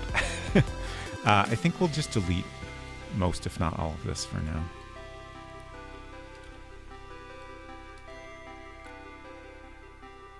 Because this is going to be a little bit different than our other screens anyway, so.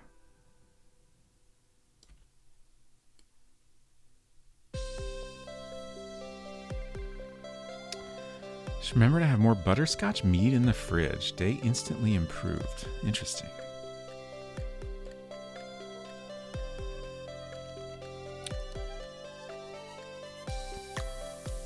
God, I wish we had comments. I'm like looking at this and trying to like quickly understand what it does. Okay, so I think what we'll do is have our fallback nothing happens message when you press OK for now.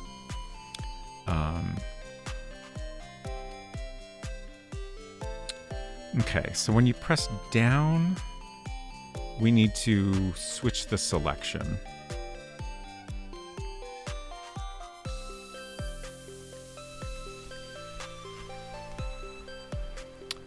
Okay, so now I'm just trying to think of if we'll call our reply buttons RB, reply button 1.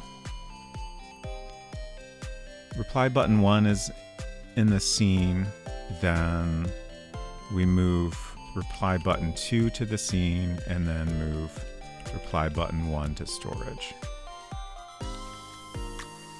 So basically this means if If send is selected and you press down, then it will select no thanks, which is our cancel button, and move in the graphic for that to show that it's selected. And if you press down again, nothing happens because you're already at the bottom. And then if you press up, we want to go the other way. So if RB2 is in the scene, then we move RB1 to the scene and move RB2 to storage. And again, that's as far up as you can go. Okay. Power button is going to behave the same as anywhere else. You'll just turn the screen off.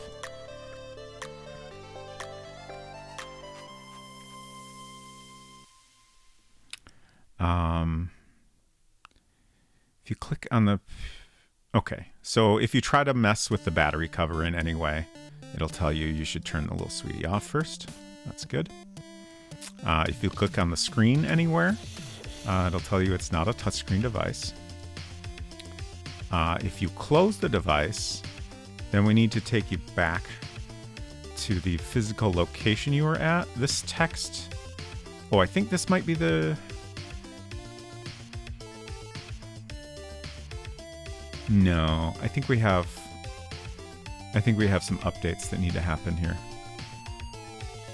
I have a note somewhere that we need to copy and paste the latest version of this code to all the different close-up screens, which is a fun little process. Okay, you can't navigate while you're looking at the sweetie. You can't drop anything on the screen. You can't search. Okay. And then this chunk of code is also important.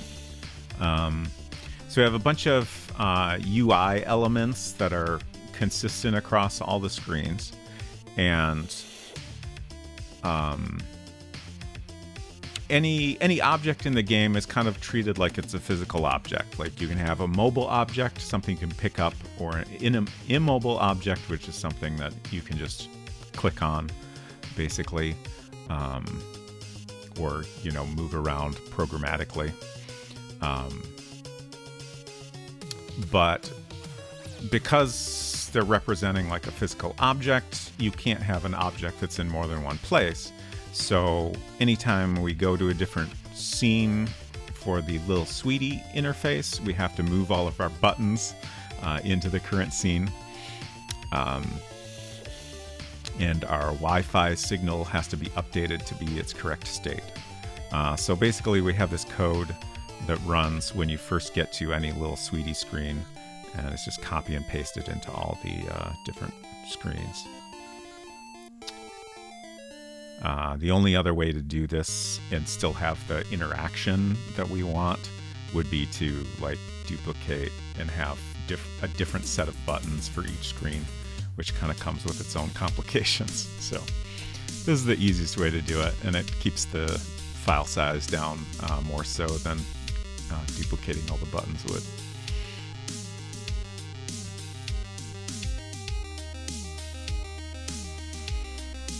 I don't think I've ever had mead of any sort myself. Sounds interesting.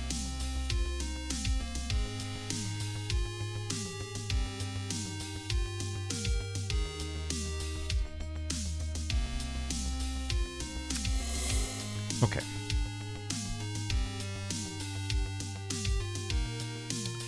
So most of this is good. And then we need to create some objects. So I think what I'm going to do is I'm going to create objects for as many as 10 different reply options, just in case I decide I want to add more than 5. 10 is going to be like our hard limit.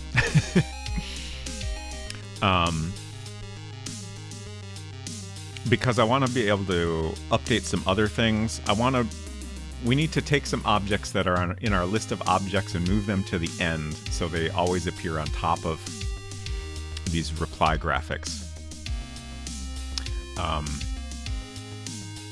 And I'd like to be able to finish that up before I'm necessarily done writing all these reply options.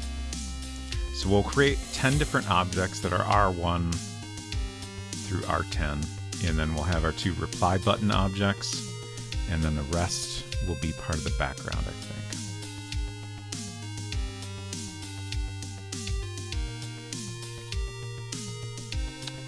Snowy says, I had traditional mead made of honey once at a beer festival, and man, it was the sweetest thing I've ever tasted. It was hard to drink more than a teaspoon. Interesting. Davor says I should try a flight at a meadery. That sounds interesting. I would have to figure out where to find such a thing in the area. I'm sure there's got to be something around here somewhere.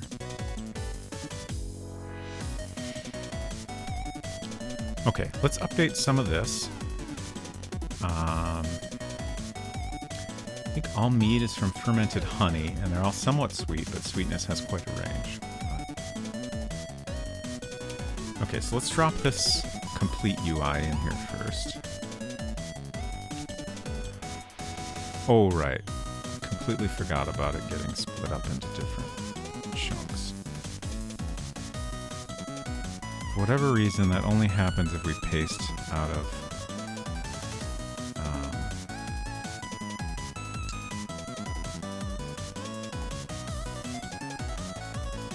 my paint. Why is... I guess the alignment of Lillian here is maybe not the same as what we have in our MagPaint file. Came in as 2 objects.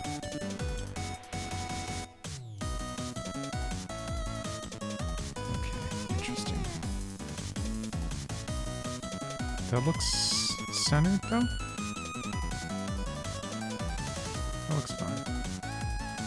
I do want to get that in as 1 object, just because it's kind of annoying to have it split up. At least this one's fine.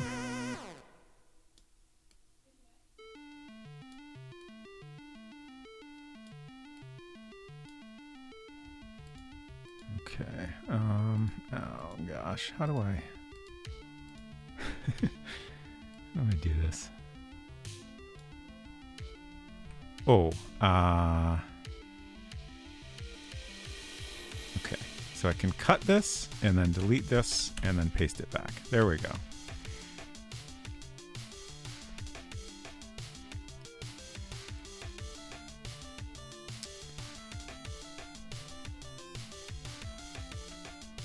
And drop that in. Figure out the placement later. Some of this is going to go into a different object, but it's easiest to line things up on a single screen, and then like once things are lined up here, if we copy them out of one world builder window into another world builder window, it will keep the placement exactly how we wanted it.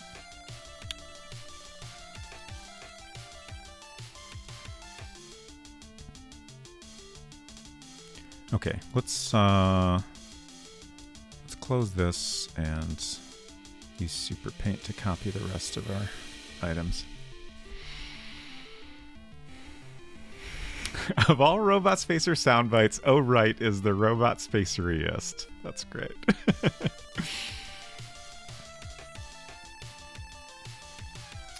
Okay.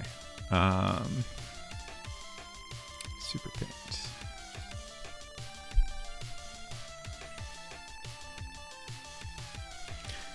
Ciders are good. Do enjoy a cider.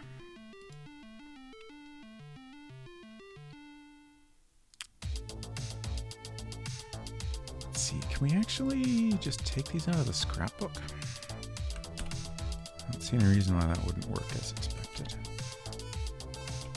Oh, let's... Okay. And then we can just copy that back out, paste it in. that actually...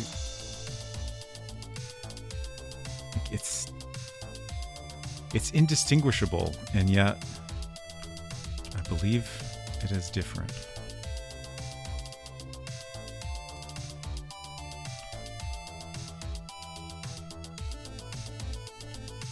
They're both stored as a pict, so I don't know why it comes through different.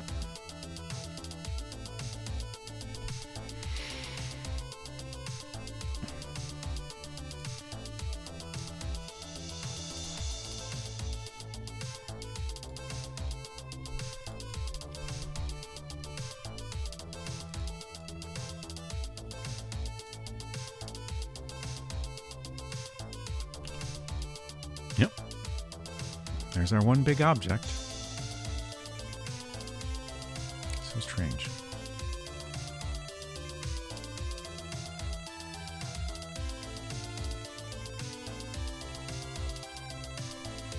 Okay. Now here's where things get a little bit annoying.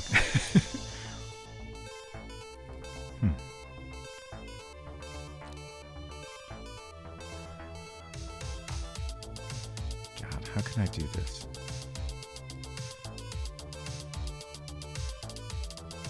Like, we have sent it back. The problem here is now I want to select our other items, but they're behind this large item I just dropped in that I want to use to line everything up.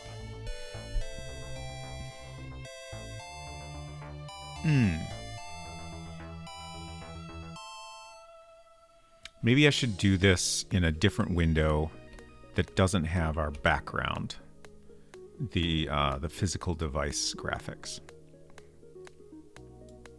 Because if I use send to back, it's going to send that all the way behind the graphics for the device itself, which I don't want. But if I work in a new window that's just the screen UI, it'll be easier. Okay, and this is just old stuff we're getting rid of, so we'll work in here.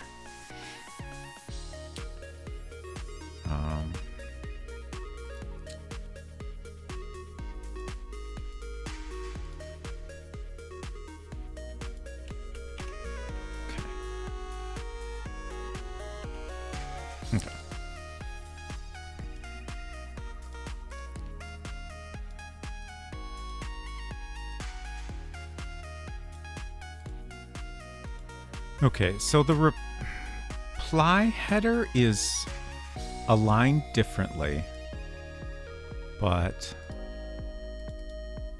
I did line it up with this.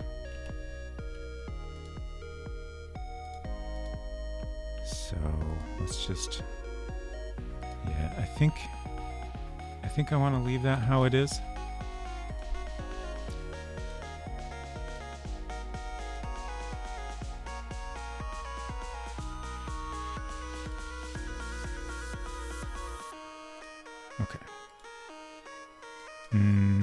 We're missing the bottom. Did I not paste that in? I thought I did.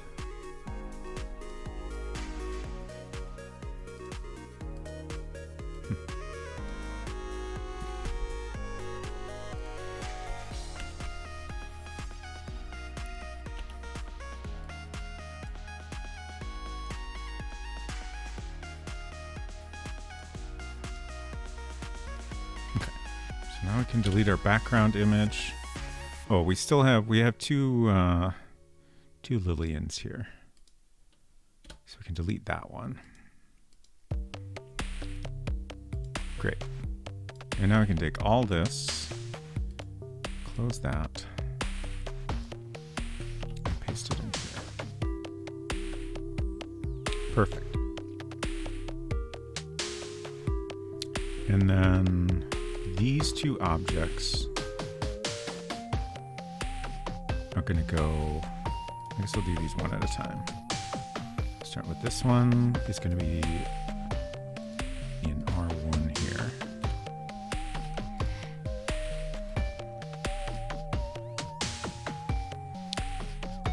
And then, let's see, 3, 4, 5, 6. And then 2 buttons. Is that everything? I think that's everything. the the little scroll indicator is getting so skinny. It's funny. Okay, so we'll name all these R5.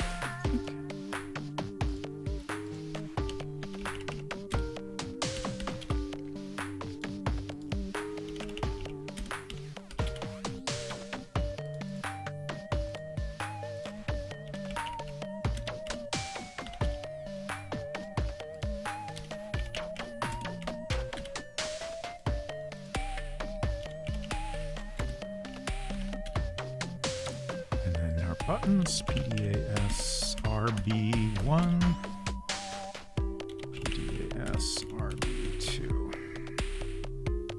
Oops. And,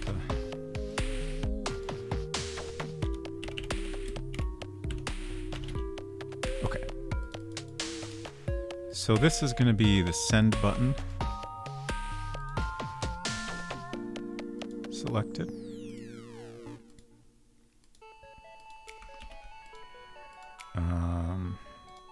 So that's all good.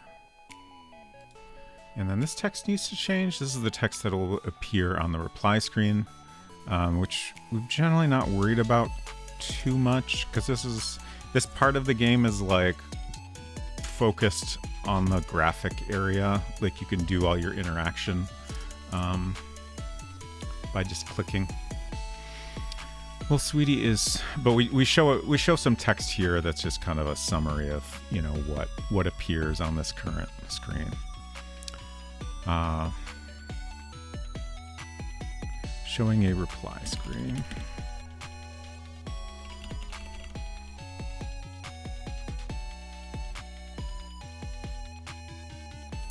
That's fine for now. Can always tweak that later. Okay. So now I think I'm gonna do this kind of tedious part. So we have various graphics. What is this? Okay. These are all our SAS graphics. Okay, so those need to... Oh, right. Originally, I was going to have these appear on the reply screen, but that's actually not an issue anymore. Okay.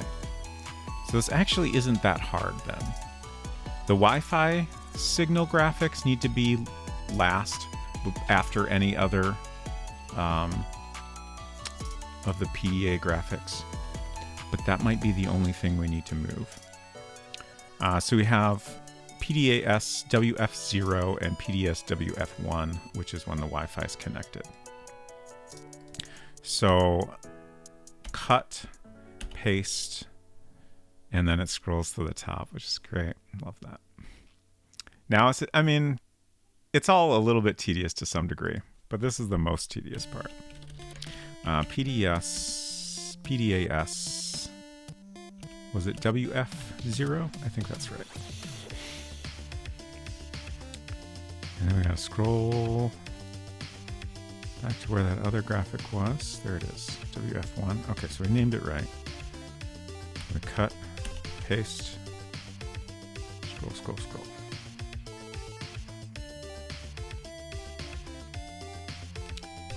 PDAS WF1. Okay. So it resets the name to Untitled. I think the idea is like, you know, you're pasting in something that could be from a different world builder game. It could be from you're pasting in a sound from a library or something. So it resets the name and makes you type a new one. But otherwise, the other properties of the object are exactly as they were. So we don't need to redo anything else, fortunately. So now our Wi-Fi signal graphics should always be on top. Davor says, I mentioned I graduated physical therapy. I saw that on Twitter. Congratulations. You're your own man again. That's great. Wonderful accomplishment. Anyway, it says tedious tasks are things asking, nay, begging to be automated. Are you using System 7 so you can write up an Apple script? Absolutely not. That's an interesting thought. I feel like this probably doesn't have AppleScript support, but you could maybe use... Actually, I don't know if UI scripting was... I don't know when that was added, or if it was always there. But regardless, it's not too bad. And I feel like in this case, trying to script it might be more trouble than it's worth. But that is a good thought, though. I do often write Apple scripts to automate tedious things. Okay, so let's try to hook up some more of this interface.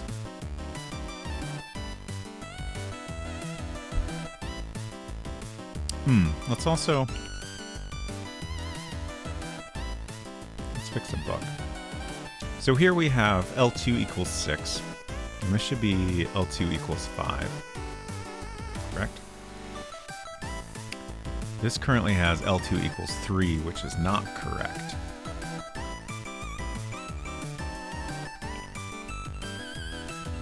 The rest of these should be fine, I think.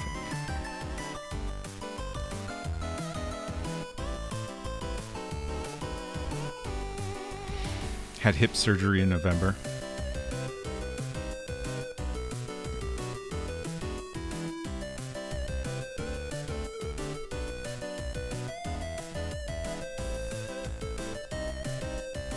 Is AppleScript like PowerShell? PowerShell is...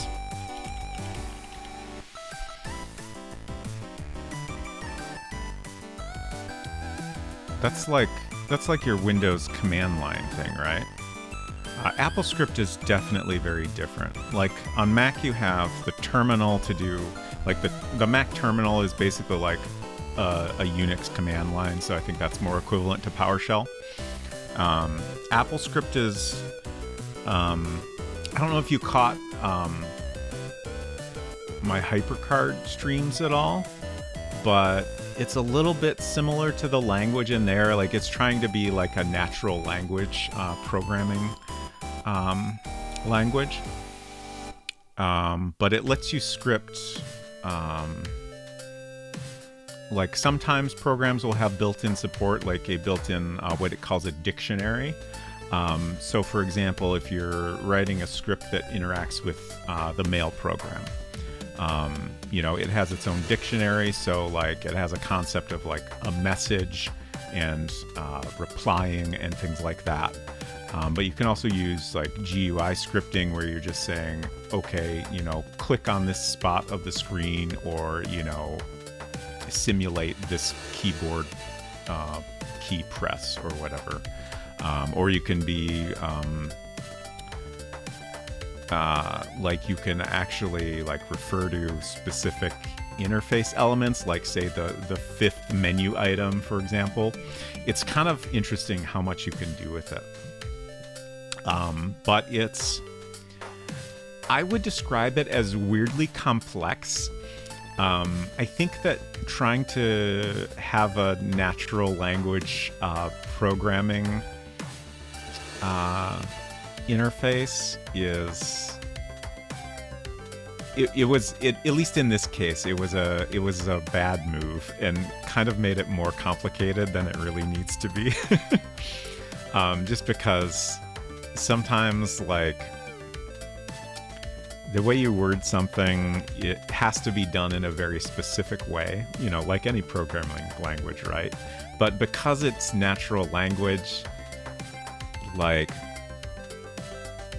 something that seems like it, you know, is written in a way that makes sense isn't necessarily correct. It's very weird. But I've spent a lot of time writing AppleScript over the years, and it's great, and sometimes incredibly frustrating.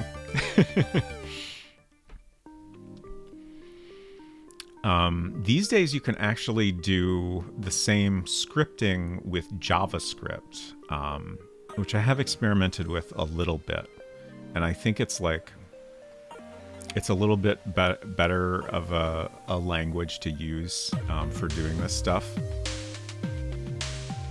Just because, I mean, I feel like a lot of people are pretty familiar with JavaScript or JavaScript-like languages, whereas AppleScript is just kind of weird.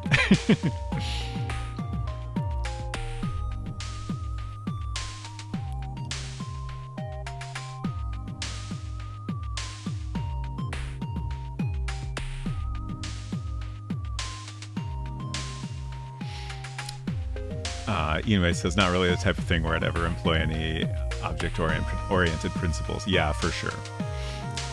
You can create like functions and stuff like that, which can be really useful.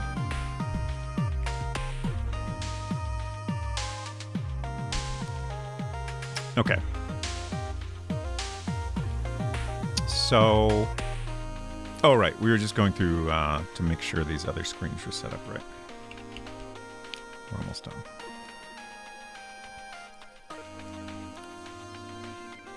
That's 1, and then this one is 0, I assume? Yeah.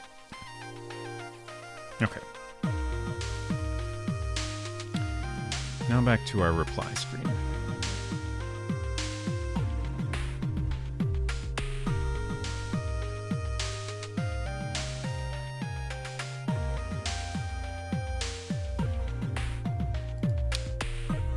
Okay, excuse me.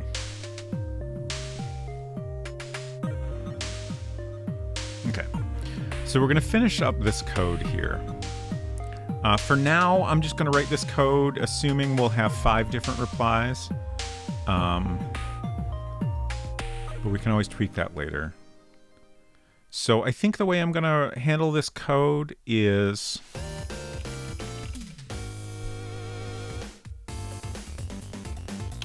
Oh, right. So this chunk of code here is what happens when you press the SAS button, which is the little word balloon button.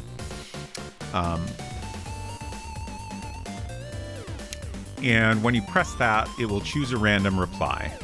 But we also want a random reply to be chosen when you first come to this screen. This is a great use case for a function, which we can't do in this language. So I have to figure out, we might just end up copying this whole block of code to duplicate it. But I'll set up the button first and we'll figure out that later.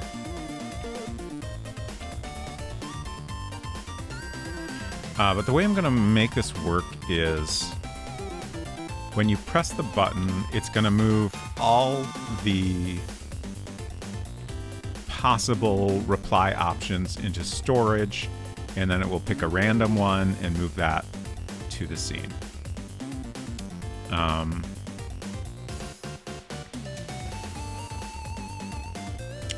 Ideally, I would love to code this so it's not gonna bring the same one back out.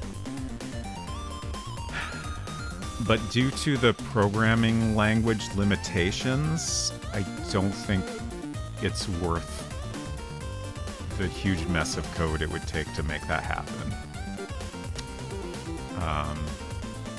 So sometimes you might press the button and actually get the same text again, but that's okay. The Playdate version will be a little smarter.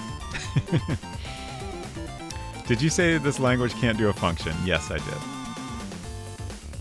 Unfortunately. Okay. So, and then this goes back to a thing I was saying earlier, like,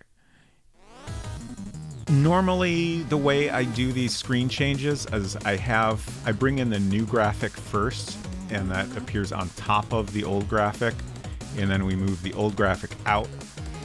And because of the way the layering is, the new graphic obscures completely the previous graphic. So we get a smooth transition from one block of text to another block of text with no blinking and no overlapping. it's important for the objects to all be opaque, otherwise we will see the overlapping. But in this case, I'm going to do it differently. This will result in a blink, I think. So we'll see. There won't be any text for just a brief moment. But I think that's fine. We'll see how it looks and see if it feels clunky. But I think in this context that'll work out just fine. And if it feels too clunky compared to the other screens, we can always put a white box behind each block of text to deal with that overlapping issue. So that should all work. There was some... Oh God, what did we determine?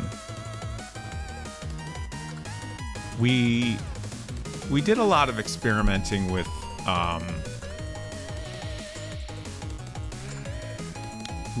division in particular, and I forget what we found. I think we found that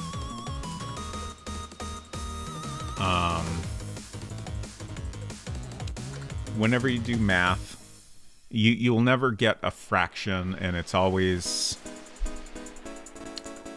rounded down, basically. I think that's correct.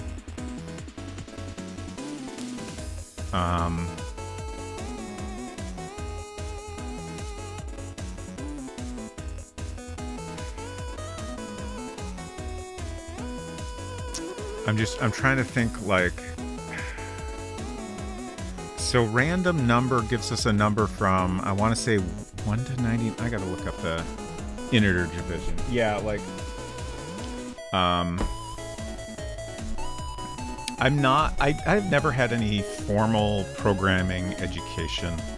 So there's occasionally like important concepts that I never got a like solid understanding of, like what is like expected behavior. Like integer division is definitely an example of that. Like, I'm familiar with different ways of, like, floor and ceiling and, doing that kind of rounding, after you have done division, if you want like a whole number. But definitely like doing division on integers is not something I am super familiar with. Neutromancer, hello, welcome. There's reasons for all of them, but not always intuitive, for sure. I want to double check here what is our random number range. The thing I'm trying to figure out specifically is like the math we're doing here. So we take a random number and divide by 5. Okay, it is an integer between 1 and 100. So for example, like 1 divided by 5 is 0.2, but that's always going to get us 0. So that means we'll have our fallback of R5.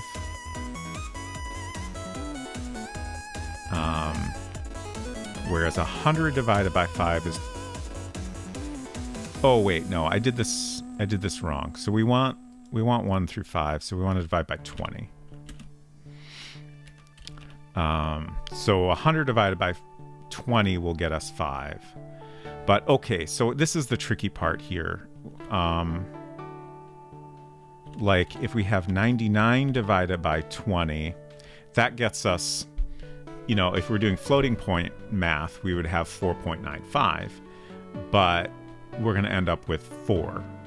So we only get a 5. Oh wait, we don't want a 5. Okay, this actually works out good for what we currently have. So if it's 100, if our random number is 100, then we will get a 5. But that is the only random number that will give us a 5. So that means there's like a teeny, slightly increased probability of this code executing, which is our fallback code. But it's such a small difference that it's reasonably well distributed amongst these options, I believe. So that's fine. I just wanted to think about that for a minute and make sure, like, there's been other cases where, like, some of our options seem to appear way less often than others, but I think this will work out good. Actually, 4.95 is not a true floating point number. Sure. Is this some weird Apple language like Apple Card or something? No. But yes. It is not Apple Card, or a HyperCard might be what you're thinking of there. That is an Apple product. This is World Builder. Here's the manual. This was released by Silicon Beach Software, and it is Mac specific for the Macintosh. The language doesn't have a name as far as I can tell, but it was created and is used exclusively in World Builder, which is a program for creating adventure games that are kind of a combination of point and click gameplay and also text parser gameplay, so you can type in commands. And it was one of the very first point and click adventure games. Was created with this, called Enchanted Scepters, and then a couple of years later they released the whole system so other people could make games with it. And it's pretty neat. I thought we would I played with this as a kid, and I thought we would come back to it now and try to make a half-decent game in it. Originally, I thought I was going to spend like 4 or 5 weeks doing this, but it's now been almost a year. Although we did take a sizable break the past few months. Yes, Myst was made with HyperCard. That's correct. Yeah, so it's a custom language. It's super simplistic and a little bit unusual. But for its purpose, it works reasonably well. We're definitely we're pushing the limitations of what World Builder was designed for. So anytime we find it kind of frustrating, it's important to remember that we're pushing the boundaries of what people were meant to be creating in it. And I do think it's impressive how much you can do with it, especially given its limitation. Okay, so that should all work, I think. Our OK button is not hooked up yet, but I don't think we're going to worry about that yet. We do want to think about that, though. Let me make a note in my to-do list here. What happens when you press send? We should probably have a screen that says message sent. And then if you hit cancel, it will take you back to the email list.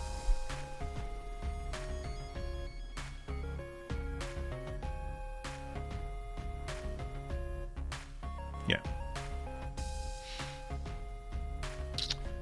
Okay. So we'll add the code in for that later. I just want to focus on the interaction of this screen right now. So we have the code already for selecting between send and cancel, but we need to create another graphic for that. And once we've done that, I think that should work well. Actually, let me go ahead and put in some of the code for this.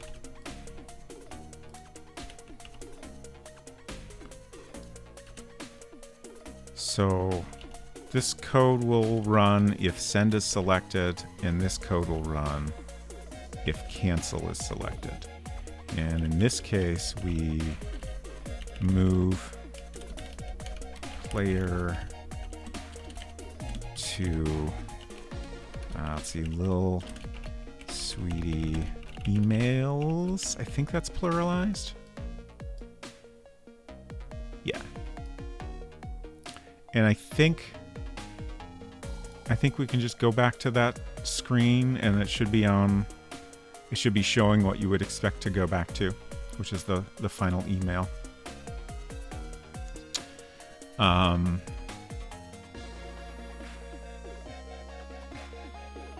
I would love to put in a comment here about what this should do, but I think since we're not, well, we can rough this in, even if it needs to be changed later. So when you hit send, we want to move all these graphics out. We want to move all the possible button states out as well. So RB1,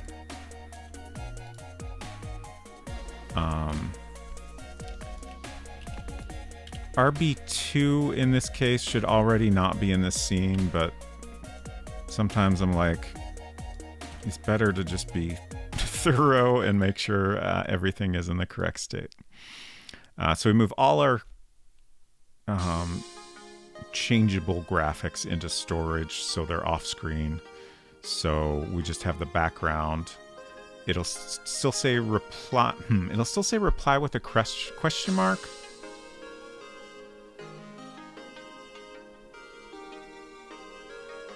Maybe I'm not too worried about that. But we'll have text that makes it clear that the reply has been sent. If I'm feeling fancy, we might have like a sending and a bit of a pause before it's sent.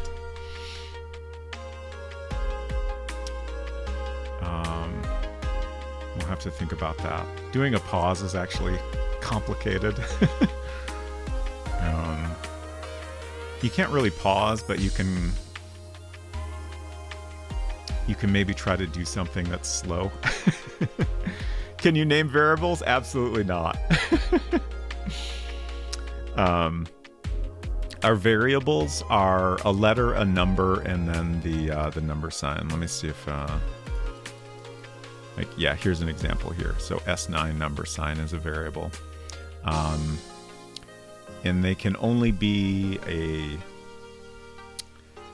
positive integer.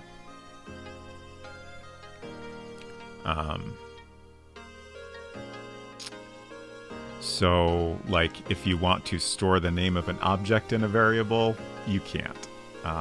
It'd be great if you could, but alas. Which is another reason we have a lot of code that needs to be copy and pasted in different places. Because, like, when we need to take the player back to, like, you know, you can pick up the little sweetie and take it to any room in the game and use it there.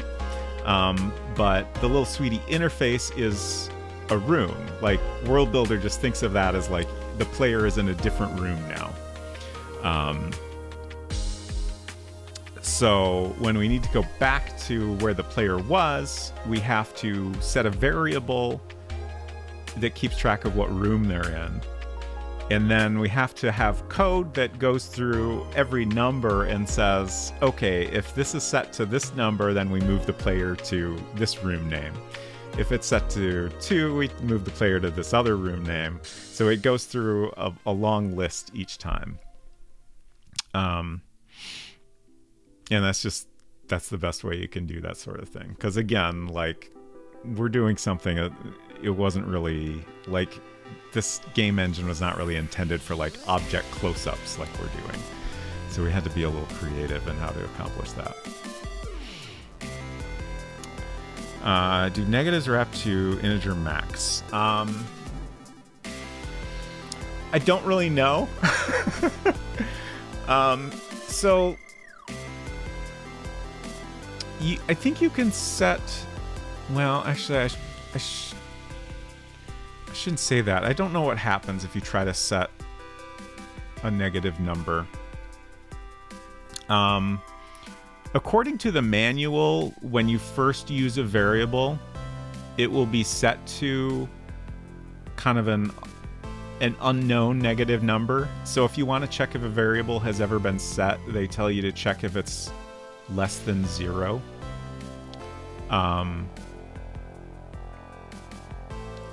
However, in my experience, checking if an unused variable is equal to 0 seems to give you a true result. So I don't know. It's weird. World Builder is to game engines like Maupiti Island is to adventure games. I think that's true. I think that's very true.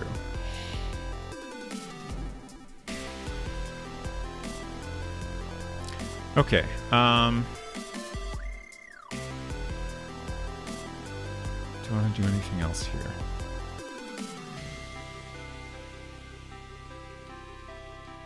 Let's go ahead and create a graphic here. We're going to call this RS.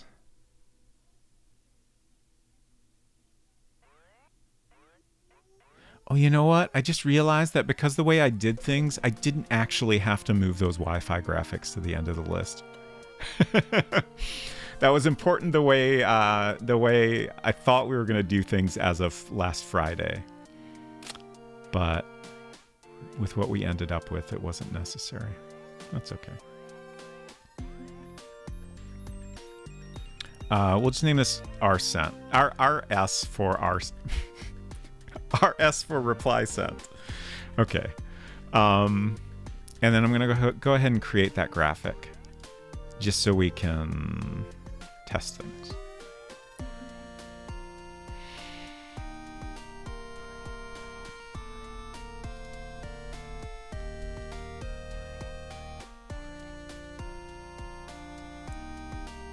Hello, Robot's friend. Unsent variables we've set to an unknown negative number has a strong and ominous energy to it. It does. It sure does. Okay.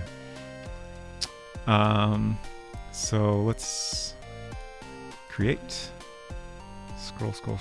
Actually, we can name this PSA. Why do I keep typing that? PDAS RS for reply sent. Love messing around with adventure game languages like TADS or Inform. I have not ever actually used either of those, which is honestly surprising to me, especially Inform. I've looked at a little bit of Inform code, but I've never tried writing any of myself.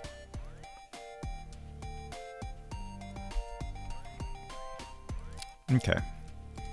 So I think... Can we do text?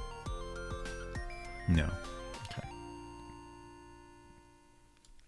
All right. I won't bother putting anything. I was thinking about putting a placeholder in there, but we'll get to that later. Okay. So here's our first example reply. It might be good to, before we bother testing things, create some other mock-up text just so we can see what else is happening. So we'll have... Oh, right, and we need our other button state. That's the most important thing. So I have 4 more fake replies, a message sent screen, and then our other button state to create.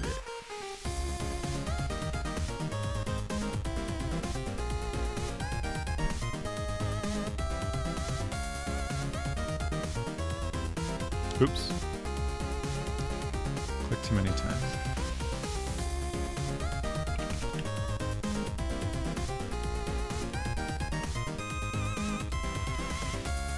Okay, and we're just gonna do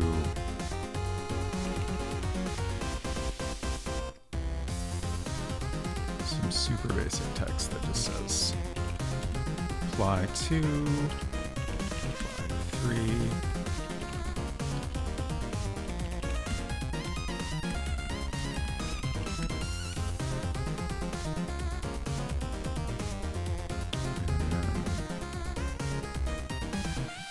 Alternate version of that. All right, and then we need message sent.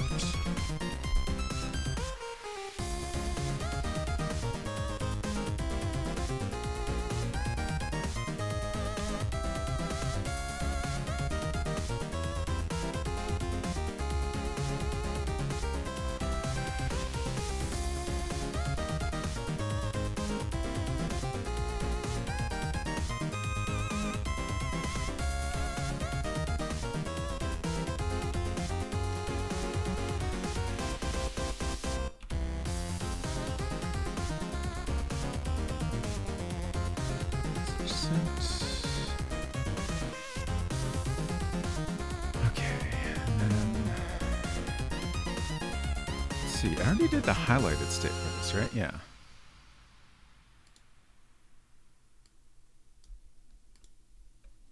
Let's actually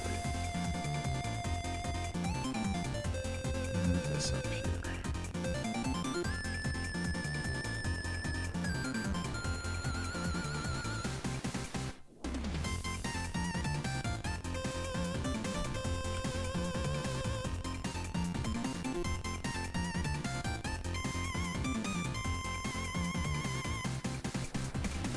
Oh, tried to do Command I again.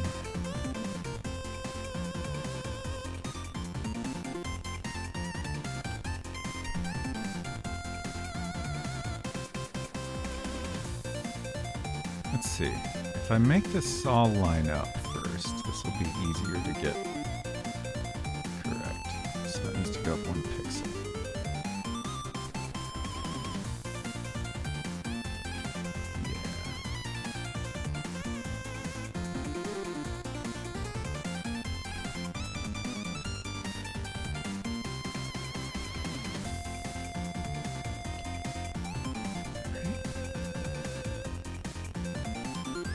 Oh, went 1 pixel too far. Okay.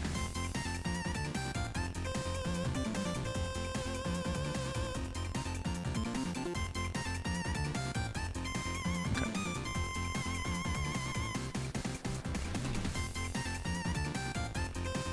Okay. So that's everything we needed, I think.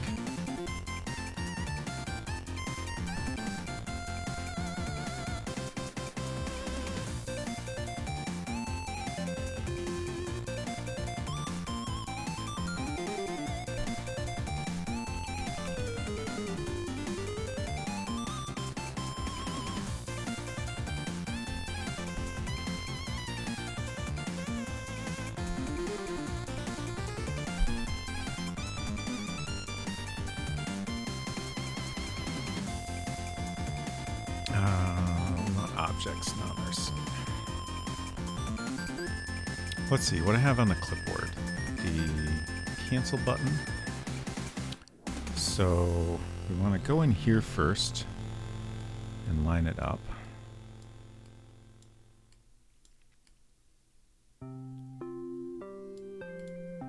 Perfect.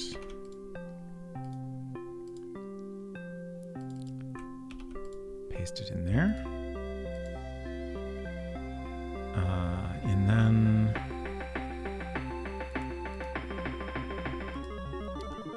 our other text. Oh, forgot about that. Okay. I hope this all works out. Just cut these since these are placeholders, we're not going to ever need to come back to them. I guess I'll try not to worry about alignment too much. That's fine.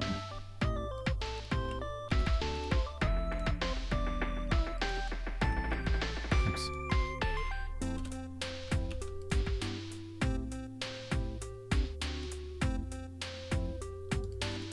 Apply 3.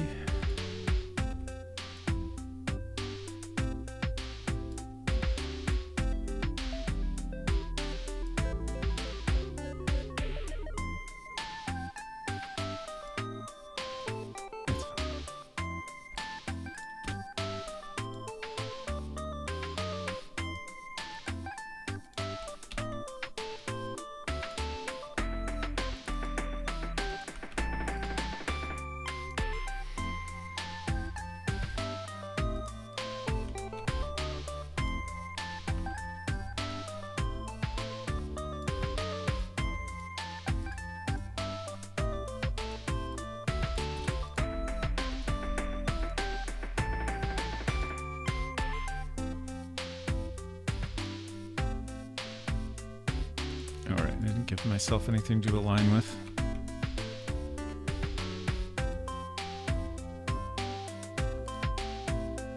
It's fine. It'll be visible. That's all that matters, right?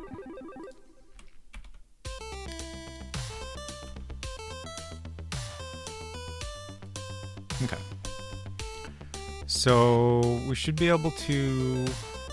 Oh, I put that in the wrong thing. Wrong object. Oh, also, I created a new object and completely forgot to set it up correctly.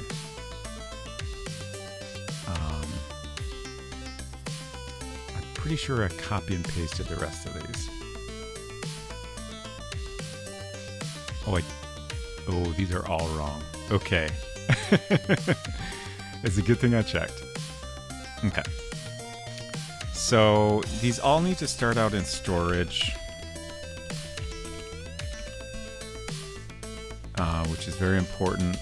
The value doesn't actually matter, but they also need to be immobile. Otherwise, the player will be able to pick them up, and they'll be mentioned. Like the game will automatically say, "You see a PDAS R1 here," and you'll be able to pick it up. So we don't want any of that. Oop, I hit cancel. This is normally where the OK button should be, and sometimes I forget. Storage? Storage.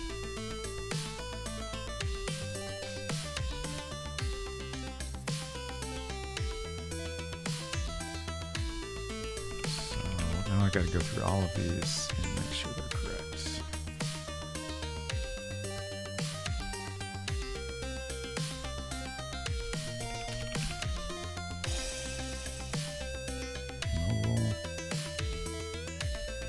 Double check these when I'm done.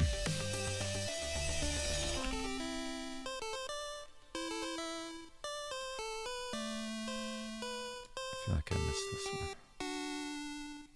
Okay, I didn't.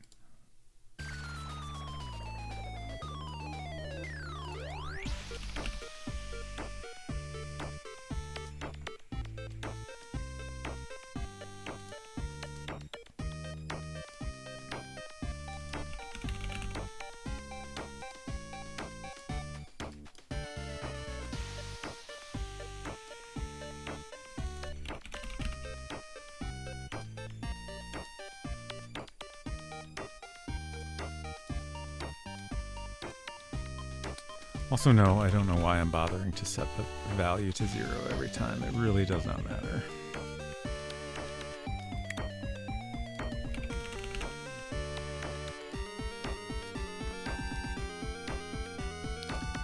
Sometimes I do a thing once, and I'm like, well, now I need to be consistent about it.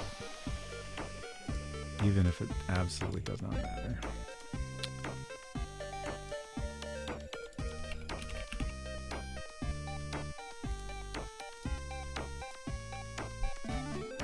This would be a great thing to AppleScript.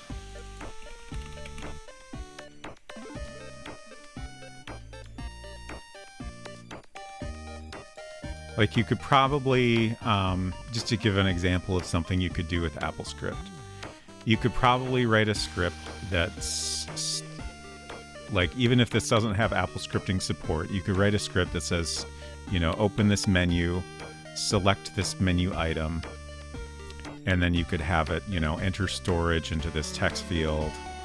You could maybe script this bar. It kind of depends. Like you could, if nothing else, tell it to click in the spot you want. And then select this button here and then click OK. Hello. So then you could, you know, potentially, you know, just select an item and press a keyboard shortcut and run the script. And then it's already set up exactly how you want it. Hello on Secret Crush. A werewolf storyteller, dungeon master, wouldn't let us roll for ourselves today. There's our combat rolls last time were too good and messed up her plans. That's funny.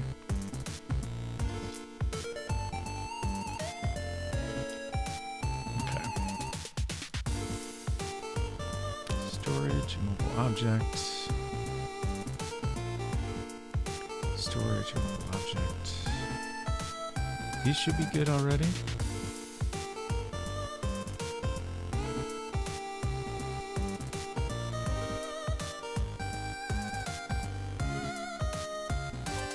Storage mobile object.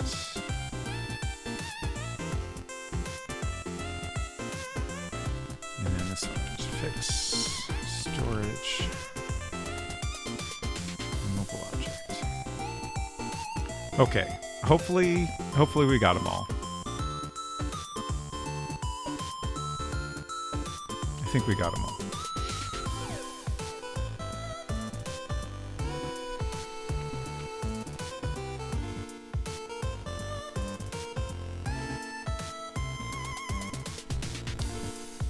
I think we can test this now?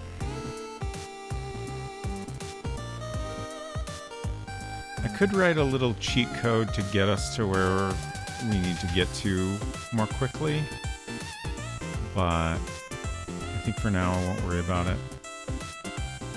Unless we need to come back to this frequently.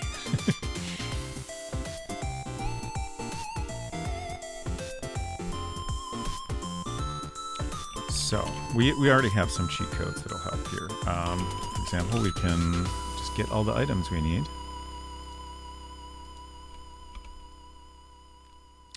Okay, so now we can use the sweetie. Now there will be some puzzle spoilers here, so look away if you don't want to be spoiled. Oh, that was very loud for me. I apologize if that was as loud for all of you as it was for me. I do have a compressor on the audio, so it probably wasn't quite as bad, but probably still not great. Sorry about that. I don't know why, but World Builder seems to reset the volume to maximum every time you open and close it. Okay, it wasn't too bad for you all. That's good.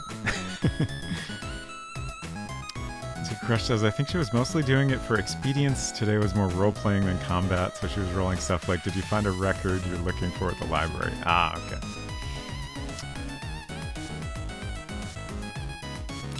Okay, so now we need to get on the Wi-Fi and read all the emails.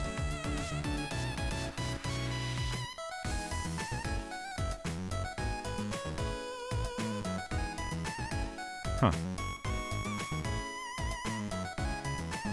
I didn't hear that at all. I didn't turn it all the way down, did I? Weird. Okay. And then we try to read the last message. The Wi-Fi or the device turns off. So we need to put a new battery in.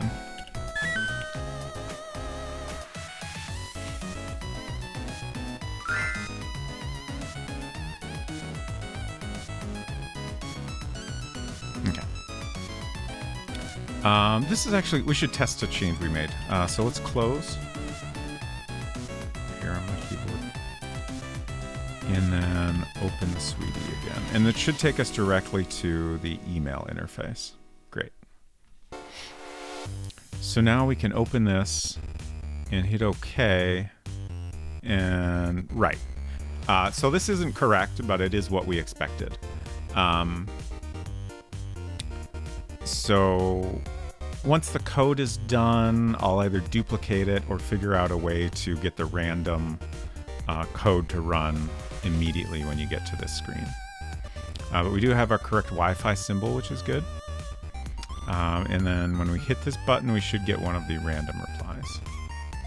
Reply 5. There's our first one. Okay. And we do see a little blink, which I think is actually good. Because like if you're going through all the options and you want to see all the options, like that blink will reassure you that like you clicked the button and something happened, even if you do unfortunately get the same response coming up. So I think a little tiny blink is not an issue in this case. That's something I've been more worried about when we like have an animation, because you don't want like a character that's animating to, you know, disappear briefly. Okay. Oh, our buttons aren't here. That is wrong. Okay. So we could either do that in code. I think we'll do it in code.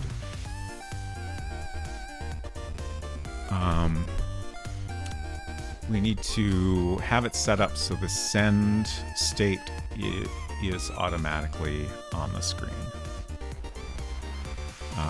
Since neither button is here, we can't do any action. Okay, that's an easy fix at least. 67 says, all right, I have to head out for a bit. Maybe you'll still be going when I return. If not, have a good night. That's a great question, but I will probably be wrapping up soon. It all depends on Secret Crush and when she finishes up. Usually when I do these Sunday streams, I just go till she's all done. And that can vary. But thanks for hanging out, and I hope you have a good rest of your evening. Call the blink an aesthetic choice. Exactly. Let's get back in here.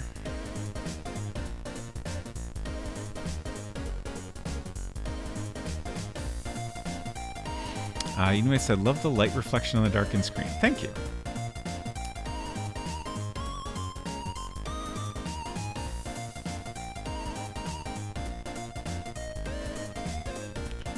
I think I'm going to try to run a burning wheel in May. I don't know what any of that means, Deavor. If you care to explain, I would be interested to hear.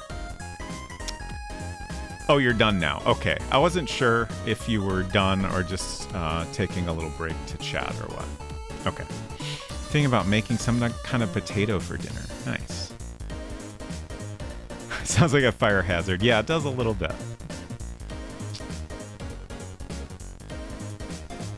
Okay, so let's get our code open here. I'm thinking, how have we done this?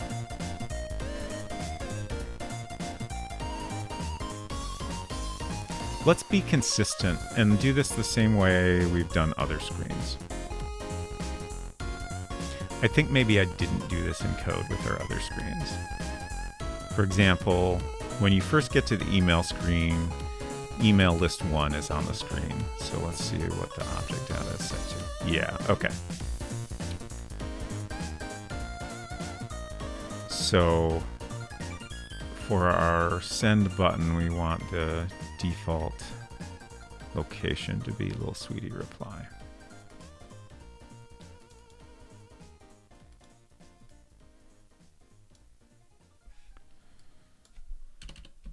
Will sweetie reply. And then we could solve our other problem.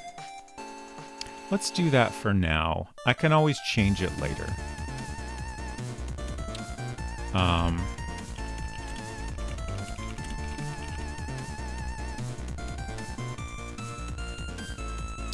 So the way this is set up now, when you play the game, when everyone plays the game, they will always get this first reply showing up first. And then if they hit the word balloon button, then at that point they will get a random one chosen. Which could work out well.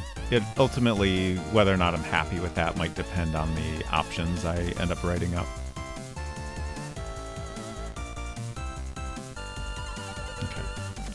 So I think that should fix our bugs. So let's go back in and try again. Burning Wheel is a tabletop role-playing game focused on playing of explicitly denoted player character beliefs and goals. Interesting.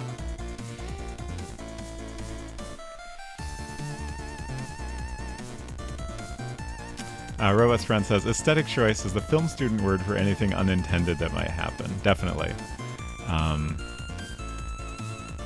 Definitely a thing that comes up in design also. I feel like any kind of art thing, people will make that kind of a joke. All right.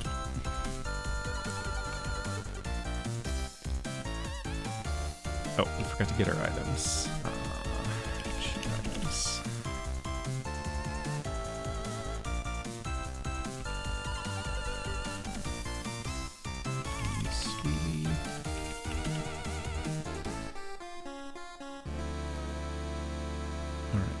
volume. At least don't want to kill my own ears.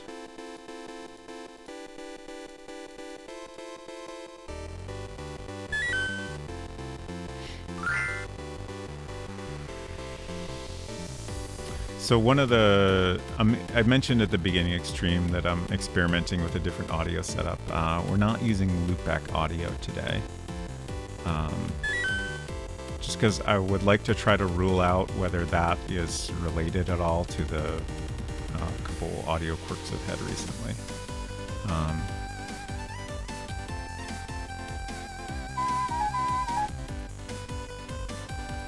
And one of the nice things that loopback audio gives me is it allows me to have a setup where I am hearing audio that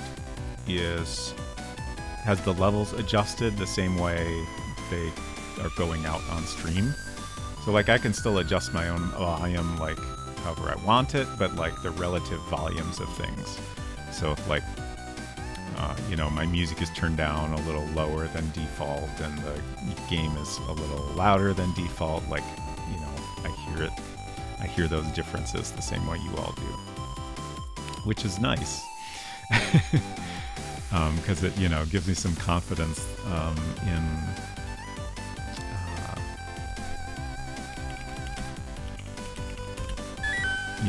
that things are all working as intended while I'm streaming.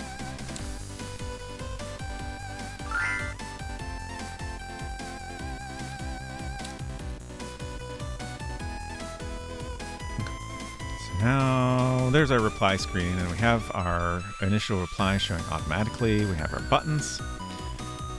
So now we should be able to... Oh, we do get a blink there. Right. So I thought about this, but then I forgot about it.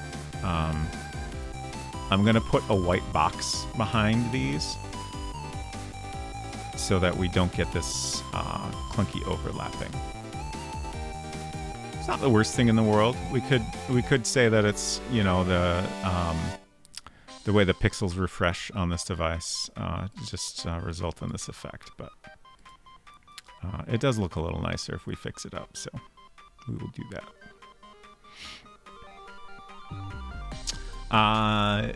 Dithron, hello, welcome. Let me know if I'm saying that incorrectly. This is not HyperCard, in fact, although there's definitely a lot of similarities, and I think let's see, Bill Atkinson created HyperCard, right? I'm just trying to make sure that I'm not saying things incorrectly. Bill Atkinson is credited on this with a thank you, so I think like definitely William C. Appleton is the person that created World Builder, which is the tool we're using here. And I assume they knew each other at least a little bit, and so I feel like there was probably some knowledge of this program when HyperCard was created, because you can definitely see some interesting similarities in a lot of places. But this is much more focused, like specifically on creating point-and-click and text parser adventure games with some light RPG elements.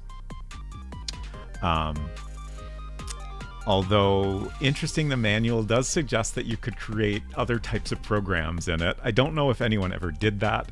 I don't think it would be an ideal experience for the most part. Maybe if you found just the right thing, you could create it in here and have it work out well, but I think its limitations are they're just they're suited to very specific things. But yeah, this came out, it was originally created in '84 for a game called Enchanted Scepters, and then it was released in '86 for other folks to make games in, and then HyperCard came out a year after that. Although I don't recall how long HyperCard was in development. Okay, so we have our button selection. Let's try saying no thanks. Well, let's try some replies first. So we are occasionally getting some repeats, but that's fine. So let's get reply 3 on screen and then hit no thanks.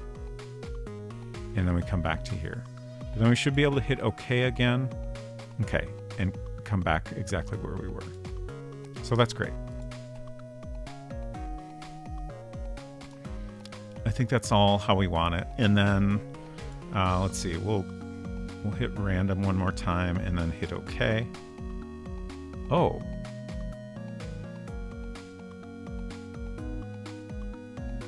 What did I do wrong? Our message sent did not appear. Okay. I'll have to figure out why that happened.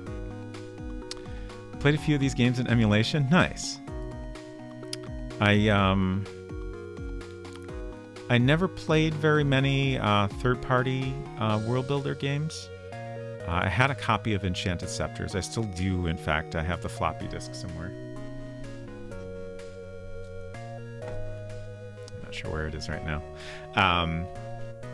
But I never really played any third-party games. I would like to check them out eventually. I have a few that I've downloaded. There's a couple developers that still maintain their websites. Ray Dunnikin created a bunch of games that were pretty well known, and I think Louise Hope was her name. Created a series of games that was also pretty well known, and they both still have websites and even some modern ports of their games, which is pretty neat.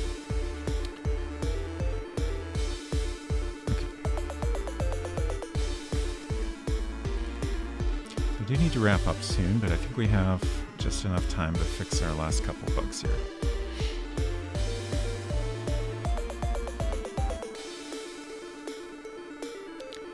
Okay, so why didn't this appear? PDAS RS, reply sent.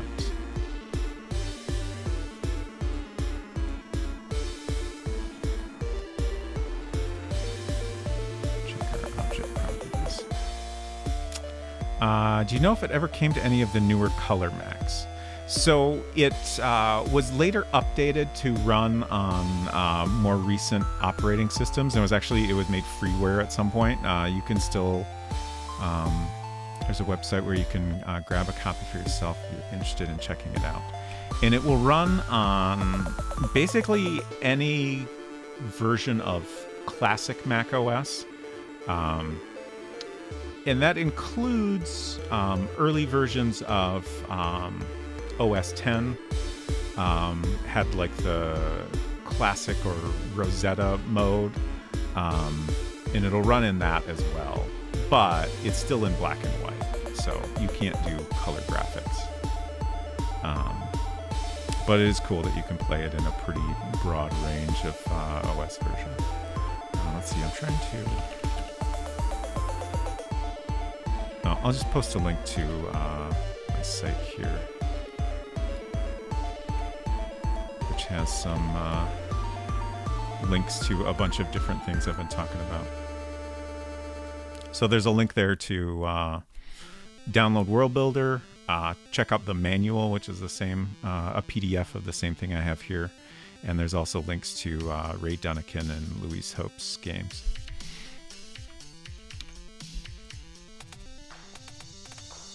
Yeah, color would have been cool, but black and white only. Okay, let's look at my code and figure out this. I wonder if I just forgot to write that line in to give us the graphic we want. I thought I did, though. Oh, I bet I know what I did. Yeah, I moved... The graphic we wanted to be on the screen is going to storage. We'll move that to the scene instead of storage. I think that'll work better. Okay. So that should solve that bug. And again, we'll have a little blink there, but we shouldn't have any overlap. I would love to have a little pause where it says sending briefly, but we'll worry about that later. Because there's not really any way to do a pause. Kind of all we can do is figure out a way to make it do some work that takes a little bit. So I don't know if we could like have some sending text that we move in and out of the scene, so it's kind of blinking a few times and then goes to message sent. That's one thing I can think of that would kind of fake a pause while it's sending the email.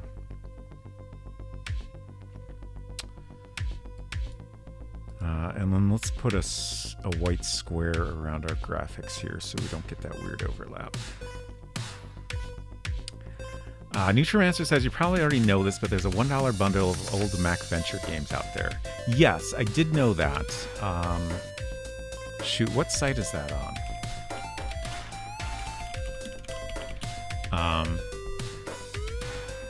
I have already picked up all of those games. Fanatical.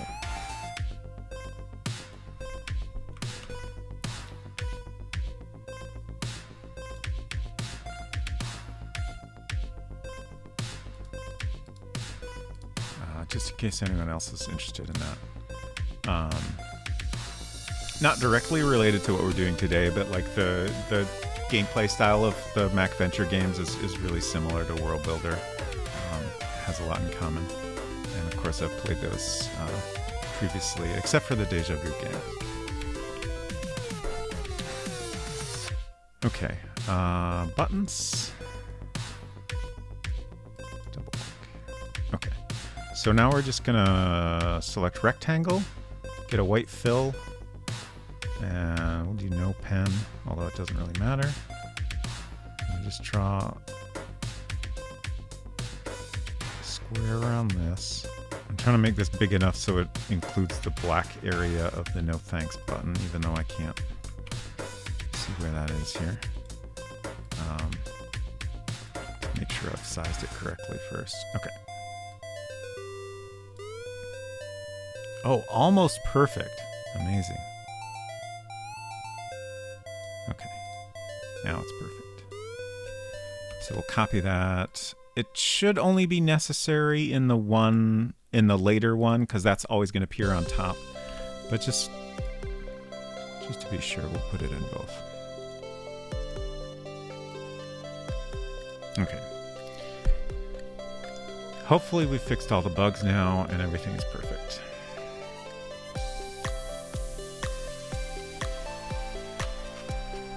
Played the DOS version of Deja Vu 2 ages ago. Nice.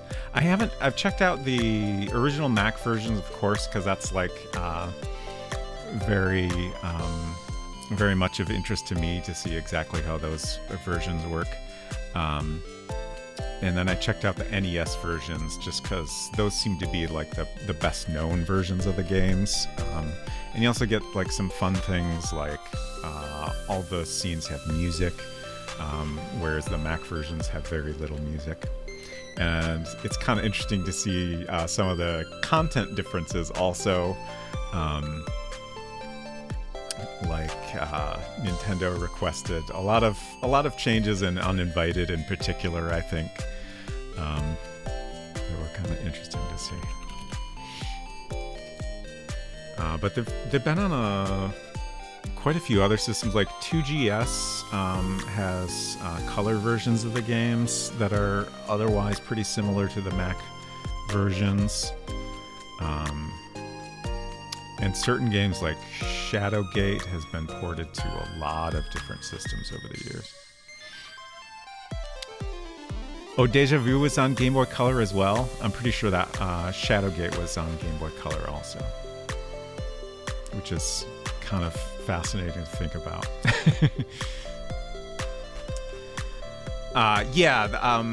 Nutrimancer says each of the Steam games also has dual version Apple II and Mac. I think it's the 2GS version that's on there, along with the Mac version. And it's kind of fun the way they did it, since Like, the actual Mac version, you would need an emulator.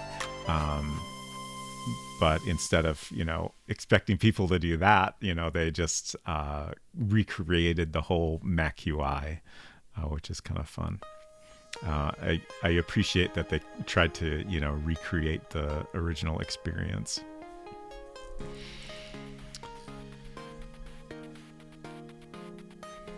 Yeah, the NES ports are great. I think they're really well done. A fair bit different, but like they do a nice job of taking the strengths of the NES and the the input options available. And yeah, the music is great too. And Silver, I don't think I shouted you out at the beginning of your stream.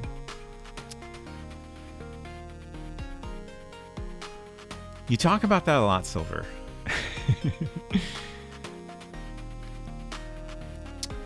Hinton says, sorry I missed the first 3 hours of your stream. Do you mind starting again? Yes, unfortunately I do mind. But the good news is we're almost done, so you can just watch the VOD. And you can experience the first 3 hours as many times as you like. Oops, I didn't mean to do that.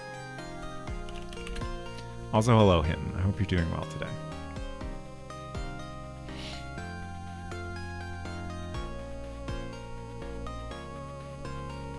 Dronan says, peeks back in for a bit. Happy news. Apparently there's a higher res remaster of the first Broken Sword game coming out later this year. The original, not the director's cut. Oh, interesting. I have heard about that, but I didn't realize it was specifically not the director's cut. I didn't look into... Like, I've never played any of the Broken Sword games.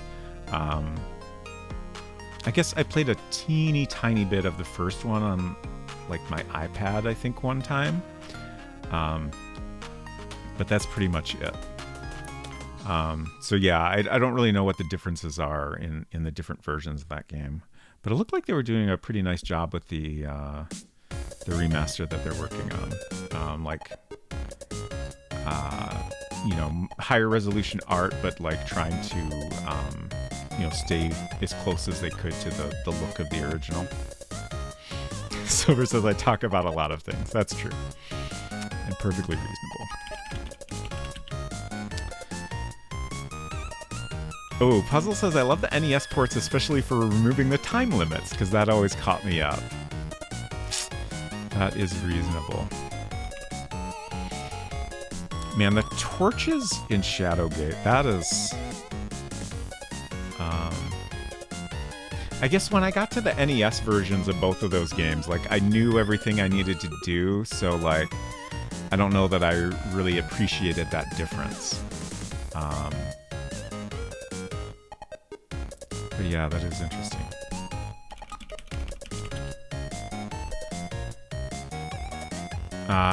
Disthrone says there are actually some new Mac Venture games in dev recently. Not sure they're out yet, though. Yeah, there was a Kickstarter for Beyond Shadowgate. Which I was happy to chip in for, and I'm excited for, the eventual release of that. So it's, I haven't thought about this in a while, but let me see if I'm remembering this right.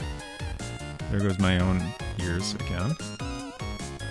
Forgot about the volume until just as I was doing that. It's a sequel to the original Shadowgate. I'm not sure if it's based more on the... or even if it matters, if it's based more on the Mac version or the NES version. The main difference I'm thinking of is in the Mac version, you're rescuing your little brother. In the NES version, you're rescuing your, I think, older sister, if I remember right. But for whatever reason, they changed that character. So I don't know if that's relevant at all. Wait, no, I'm thinking of Uninvited, not Shadowgate. Okay, so Shadowgate, I actually don't remember what the differences were as much. Anyways, total side tangent. It's a sequel to the original, so like it's ignoring some other sequels that were created. But then they're also putting in like areas that are based on Uninvited. And I can't remember if Deja Vu was also thrown in there somehow. I'm really curious how that's all going to work together. When I first read about it, I thought they were going to do like remakes of, you know, other games separately, but it's all part of the same thing, which is fascinating. But it's not quite out yet. It sounds like work on it is progressing pretty well. The Flamin' Hot Cheetos really hit the spot. I'm glad to hear it. Puzzle says the TurboGrafx beyond Shadowgate fascinates me. I didn't know it or the 64 one existed until the last decade. Yeah, I'm really curious about those two. I know I've looked them up, but I don't know very much about them.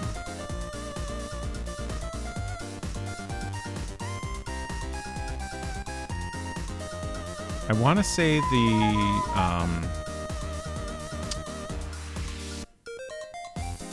Beyond Shadowgate didn't involve the original developers at all. I did some reading up on this a while back, but it's been a bit. I'm not sure about the other sequels.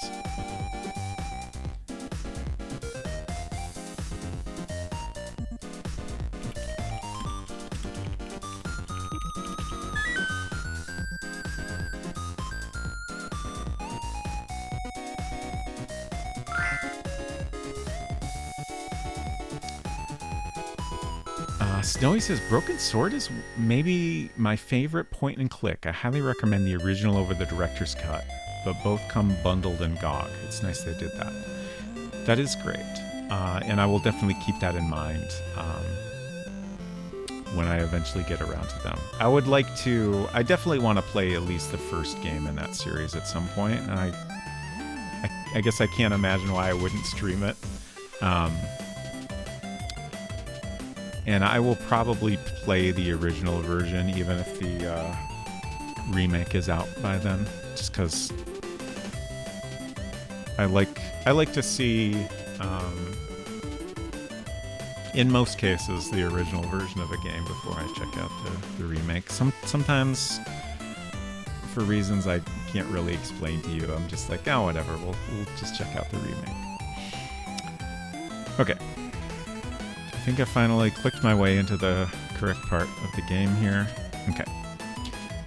So we have our default reply. We have button selection. Look at that. Beautiful button transition. No blinking, no overlapping. Fantastic. So let's say no thanks. And we come back here. We can go back in. Oh, let's test this also. So we can close the little sweetie and open it again, and we should come back to it being off. That's not correct, actually.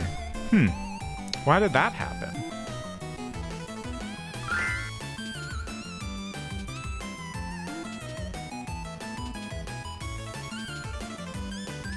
Okay. Nothing drastically was broken, but I don't understand why it was off. Did I forget to update that number? Maybe I did. I swear I didn't, though. I'll look into that later. I do need to make myself a note. Oh wait, did I hit the power button? Let me just double check this. I didn't hit the power button, did I? Okay. Reply screen. Type close, then open, sweetie. Power is off? Okay. Are you going to track battery usage if you leave it on? That would be funny, but no. Honestly, that would be too difficult in World Builder to do.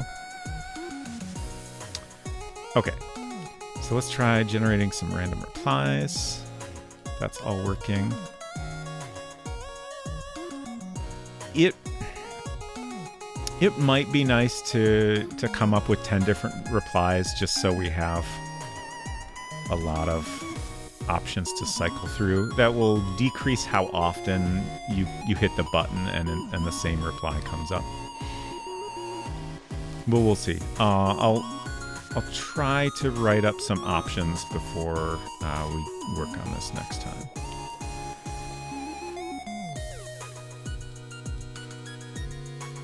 But that's all working good. And then we can send. Message sent. Perfect. And Secret Crush says, I decided dinner is a very gourmet meal of mashed potatoes and chicken nuggets. That sounds fantastic. I'm excited.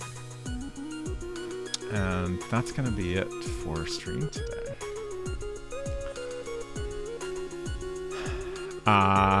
Eden Waith has a good comment here.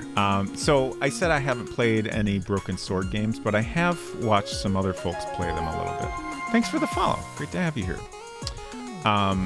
Eden Waith said, I'm not a fan of the Broken Sword games, primarily because the character George Stobart comes off as the most insufferable and annoying character of the annoying, pompous American tourist. That is, to me, also a very unappealing part of the game. Can't Stop the Kittens, hello. Thank you so much for coming by. The bad news is I'm wrapping up, but the good news is I'm sure we can find somewhere great to take y'all off to. I appreciate the raid, and if anyone is not following Can't Stop the Kittens already, lots of lovely streams over there. I hope you had a good time in Dragon's Dogma 2. I have not had a chance to check that out at all. Oh dear, at least I got to see you and Roberta. Yes. Thank you again. What was I saying? George in Broken Sword. The character does not appeal to me at all, and it's like it's hard to play as a character that you find kind of obnoxious. And I will say, it's interesting, like, Gabriel Knight, like, Gabriel is a really well-written combination of, like, terrible, but also, like, kind of, like, enjoyable and sometimes even likable in a weird way. But I've never gotten that from what I've seen of other folks playing the Broken Sword games. But, you know, maybe I'll feel a little differently once I have a chance to play it myself. No. I'm sorry. I will refund that. I would love to do a Mac break, but I would also like to eat dinner. So I apologize. Nuggets and mashed potatoes await me.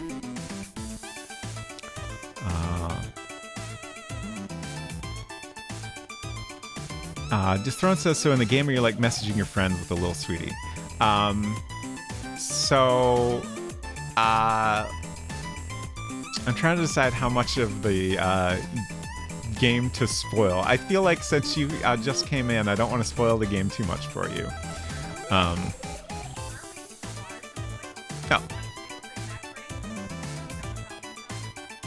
Okay. All right. We'll do a Mac break. Okay.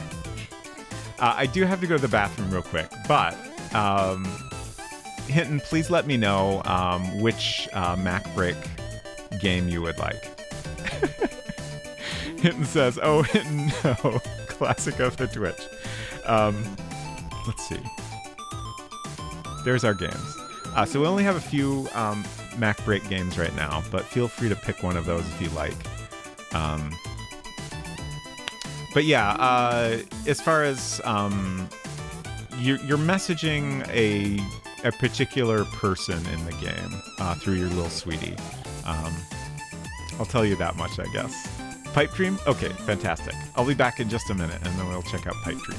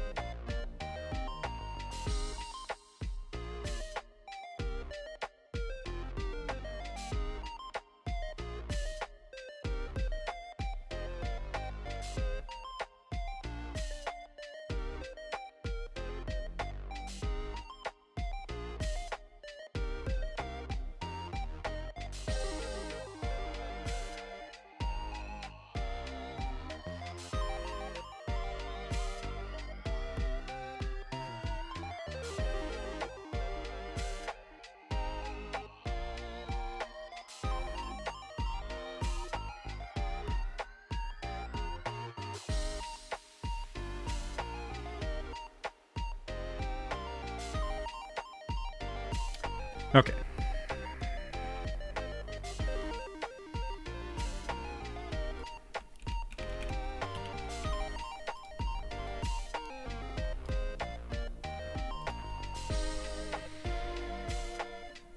Oh, Puzzle says, I forgot to mention, DOSBreak made me decide I want to play Where in Space is Carmen Sandiego. Didn't have it as a kid, so it'll be fun to try. Nice. And I'm glad to hear that. I would really like to play... I personally would like to check out the Mac versions of some of those games, like at greater length on stream sometime. Okay. Let's see if I can remember where my games are. Games folder. Pipe Dream, TM. We're not going to read the README. Lucasfilm Games. Let's see. I think this has music of some variety, so we'll pause that. Look at that beautiful gradient. Oh yeah. Let's see. I'm just checking my levels here. Let's turn that down just a little bit.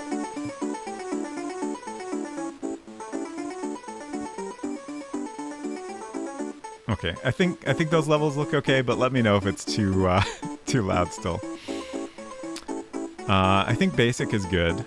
We definitely want mouse. Okay. Oh, I need to start my timer here. What would compel someone to read the README? I mean, sometimes I do that. Okay, timer's set for 15 minutes. It's fine if a bit jaunty. Okay. So this is a game I remember pretty well, but have not played in quite a long time. You have an amount of time to lay down some pipes here, and then the ooze starts flowing.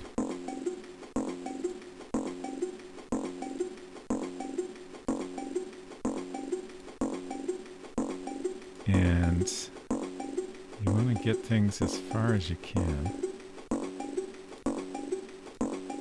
Oh boy.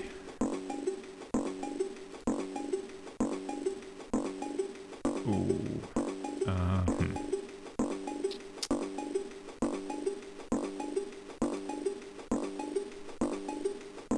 Okay.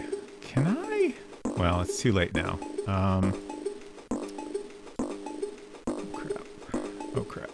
Oh crap. No. Okay, that's fine actually. Crap. Okay, I think we did good enough. To get past this level. Oh, I wasn't even paying attention. But I think we did okay. Level 2. Whew. Shoot.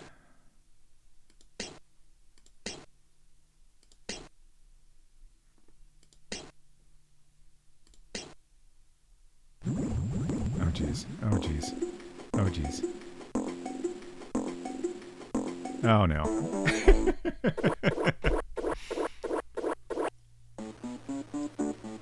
That's it. One mistake and it's over. Is there not a finish point? No, I think you just... I think each level has a certain number of squares you need to get through. Like, I think this... wait, no, that's counting down. But the 14 might be the number of squares we need to get through. That was definitely going down as... Great game. That was going down as the ooze progressed.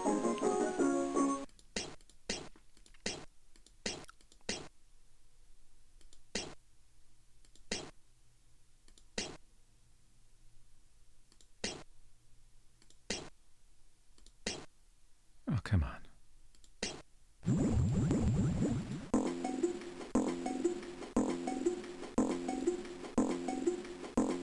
Oh, crap. Oh, no. I didn't mean to do that. At least now I know I can do that. Shoot, shoot, shoot, shoot, shoot. Shoot, shoot, shoot. No, no, no, no.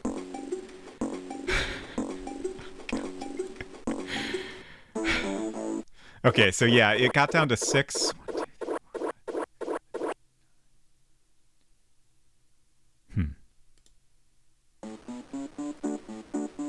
Yeah, I'm not sure if that adds up correctly. This game's hard, though.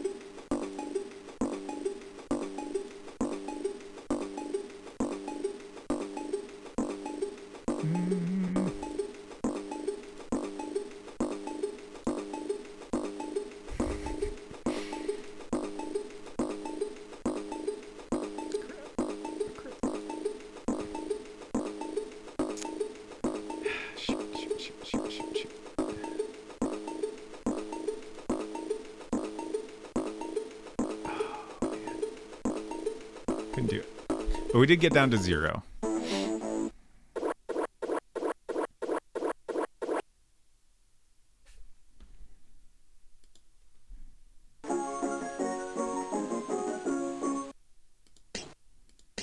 Oops.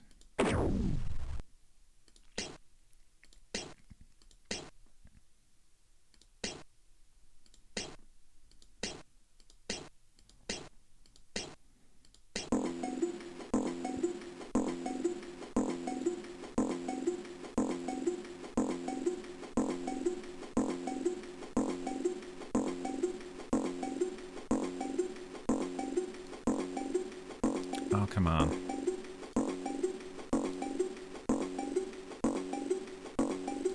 Dang it. Whew.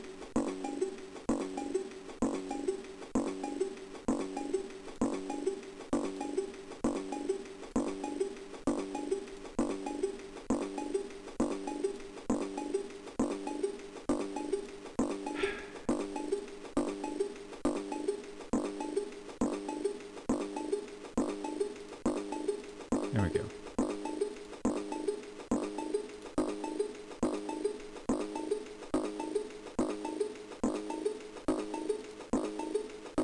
Oh, that's no good.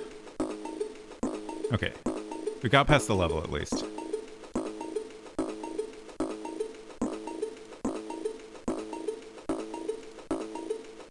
Come on, give me the... Oh, shoot, shoot, shoot. Oh, I had the piece I wanted, but I clicked unintentionally. Still a pretty good round, though. It's probably the cross pipes don't go both ways as soon as the goop encounters it. Yeah, that would make more sense, but it is good.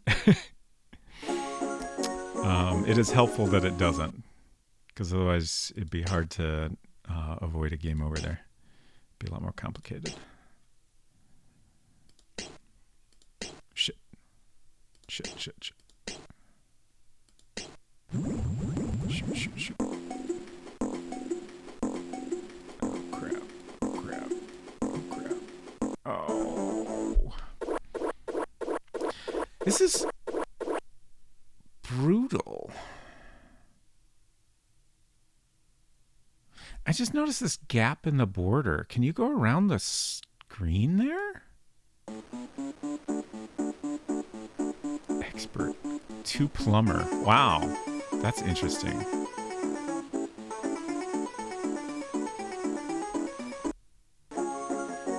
Oh, did that gap not appear until the end?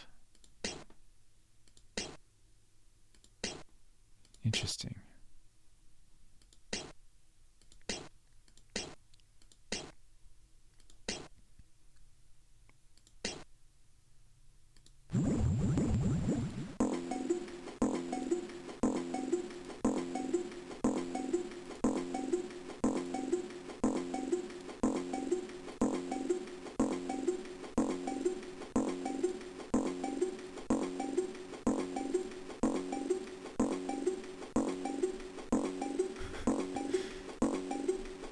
Messy here. Shoot. There we go.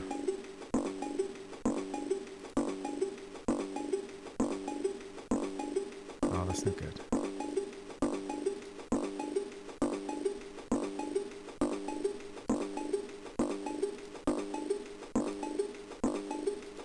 No, that's not what I want. Shoot, shoot, shoot, shoot, shoot.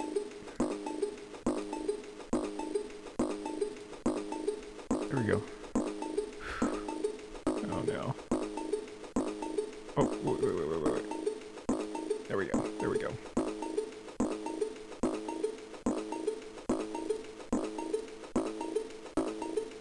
Also, like, every time I play this now, I'm gonna be reminded of that Garfield game.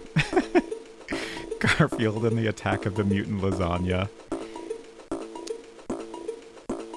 This is definitely a little bit less maddening than that version of this game.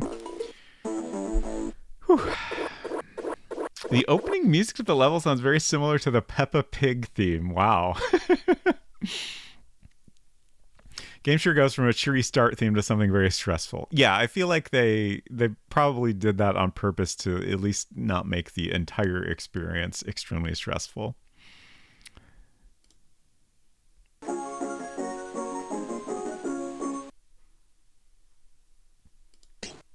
It's so fun to watch, and then those pipes.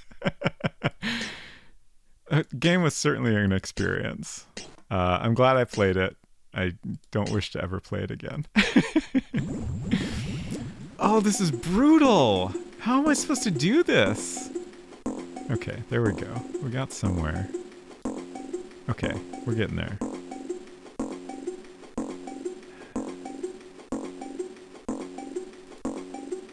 Okay, this is pretty good.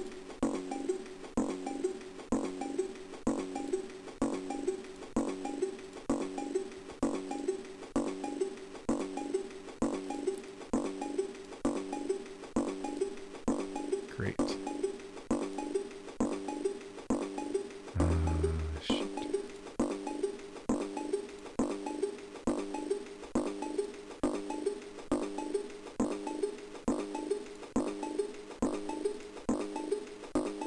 Make this happen?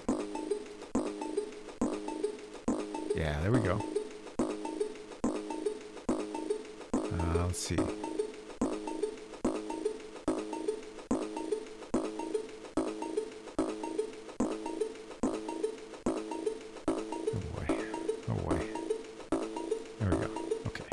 Good. Great. Oh, no, I shouldn't have put that there. Why'd I do that? That's fine.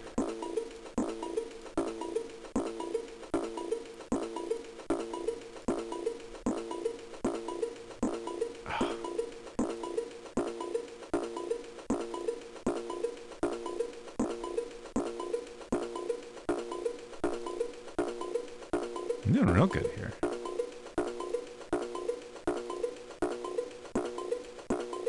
Also, the sound just... It keeps getting worse somehow.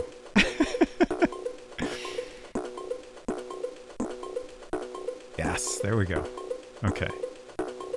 I guess if we want maximum points, we want to come across here instead of going down. I think that's the best we can do.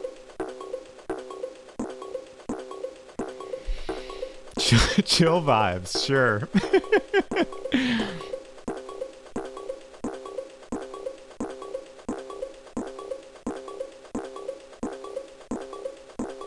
This might be one of the most stressful games I've ever played.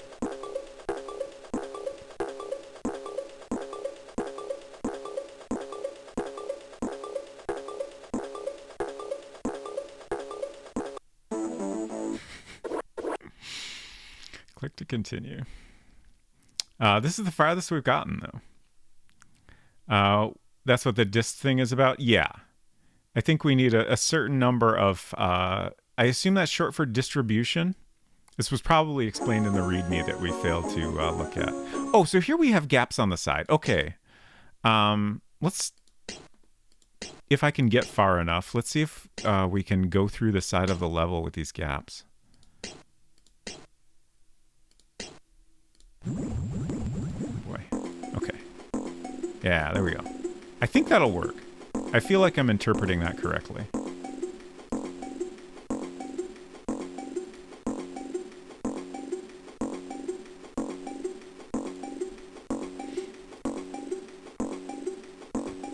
I'm going to regret that, aren't I? Oh, yeah. Oh, wait. Oh, wait, no. That's bad. Oh, we got past the level, though. Distance. Oh, yeah. Distance was probably correct. That makes more sense.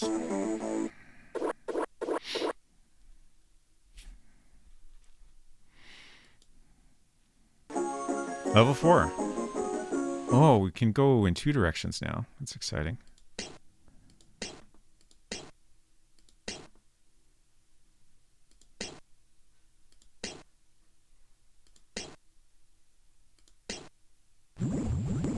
Shit.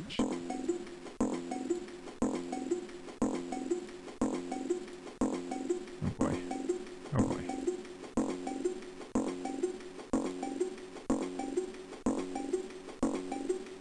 Oh boy. Oh boy. Whew. Shit. Oh.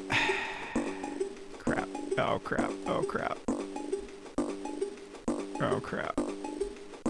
Oh, we did it though.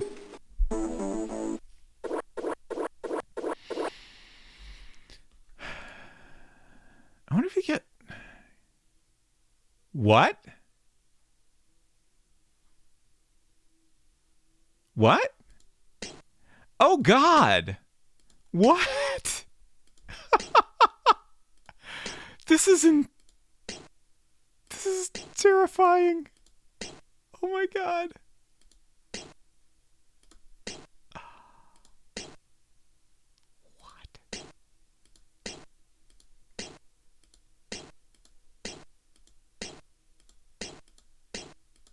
No. Oh, well, that's it. This seems like a bonus level, though.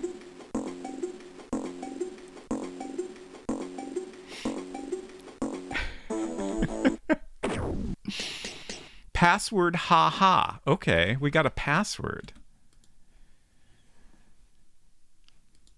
I took a screenshot. Oh, different background. Culinary. Oh my God, what? This is... Oh, so these are going to take longer to fill up. Hello, Culinary Disaster. Great to see you. Thank you so much for coming by. Things are a little intense here, so I will greet you properly when I die in like 5 seconds. There we go.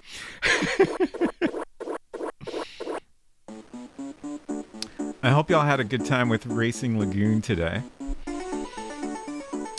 If y'all aren't following Culinary, I recommend it.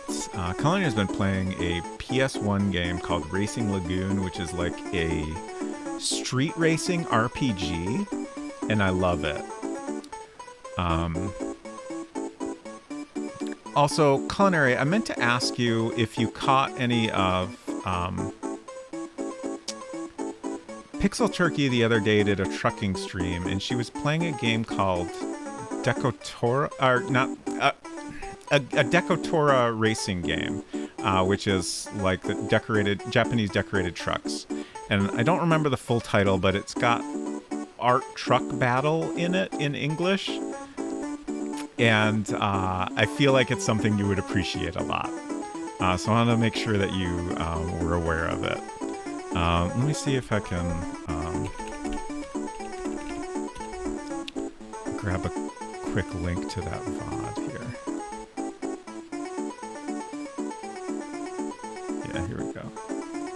It starts out with a different DOS trucking game, which I didn't really catch much of.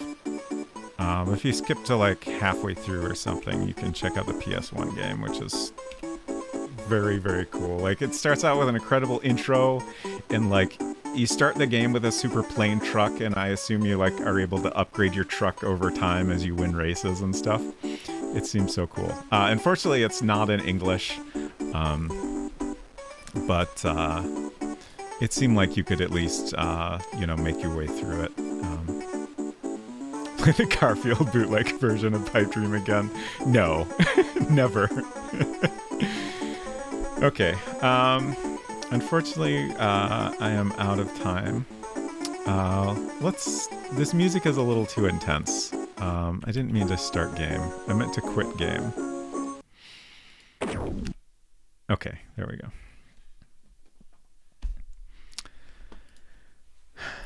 Built a Decaturus-style truck in Racing Lagoon, actually. That's so cool. Oh, we have a scores file now. Interesting. Oh, we can't even open the README. That's rude. Okay. So, wrapping up again. For real this time. Thank you, Hinton, for sponsoring that episode of MacBreak. I enjoyed it a lot, even if it was a little bit stressful the entire time. I'm going to find somebody to raid here. Okay, I think I know who we will raid, but let me click on a couple of streams here to check out. Oh, actually, shoot. There's two different people streaming right now that have raided me that I don't get to raid very often because of my streaming schedule. So now I have a difficult choice to make. But thank you all for hanging out. Don't miss my list. I always forget to disable that. I will have to refund that one. I'm sorry, Hinton. I did die many times in Pipe Dream, but I will refund your points. Thank you.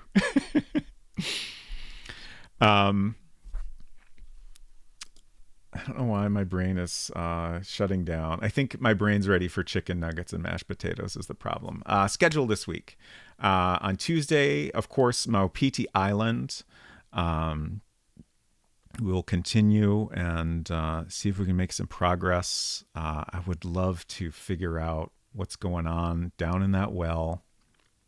I don't know if we will, but fingers crossed.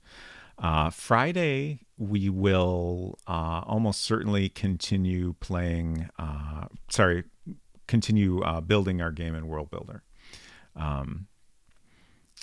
I think that is going to be the plan for the next few Friday streams. I'm hoping we can wrap that up over the next few weeks.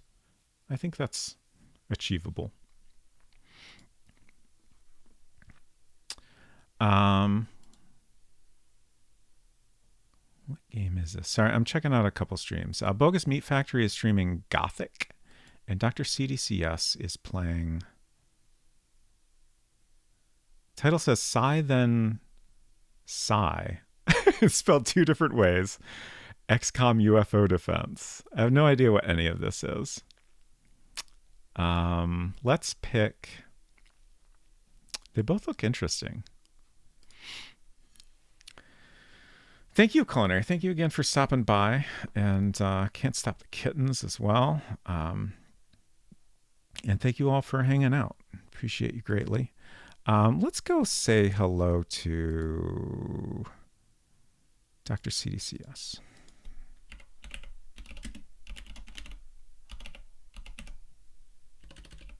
Let's spell that correctly. There we go. Thanks, y'all. I hope y'all have a good night, too. And good rest of your week if I don't see you. Please take care of yourselves, and we'll see you around.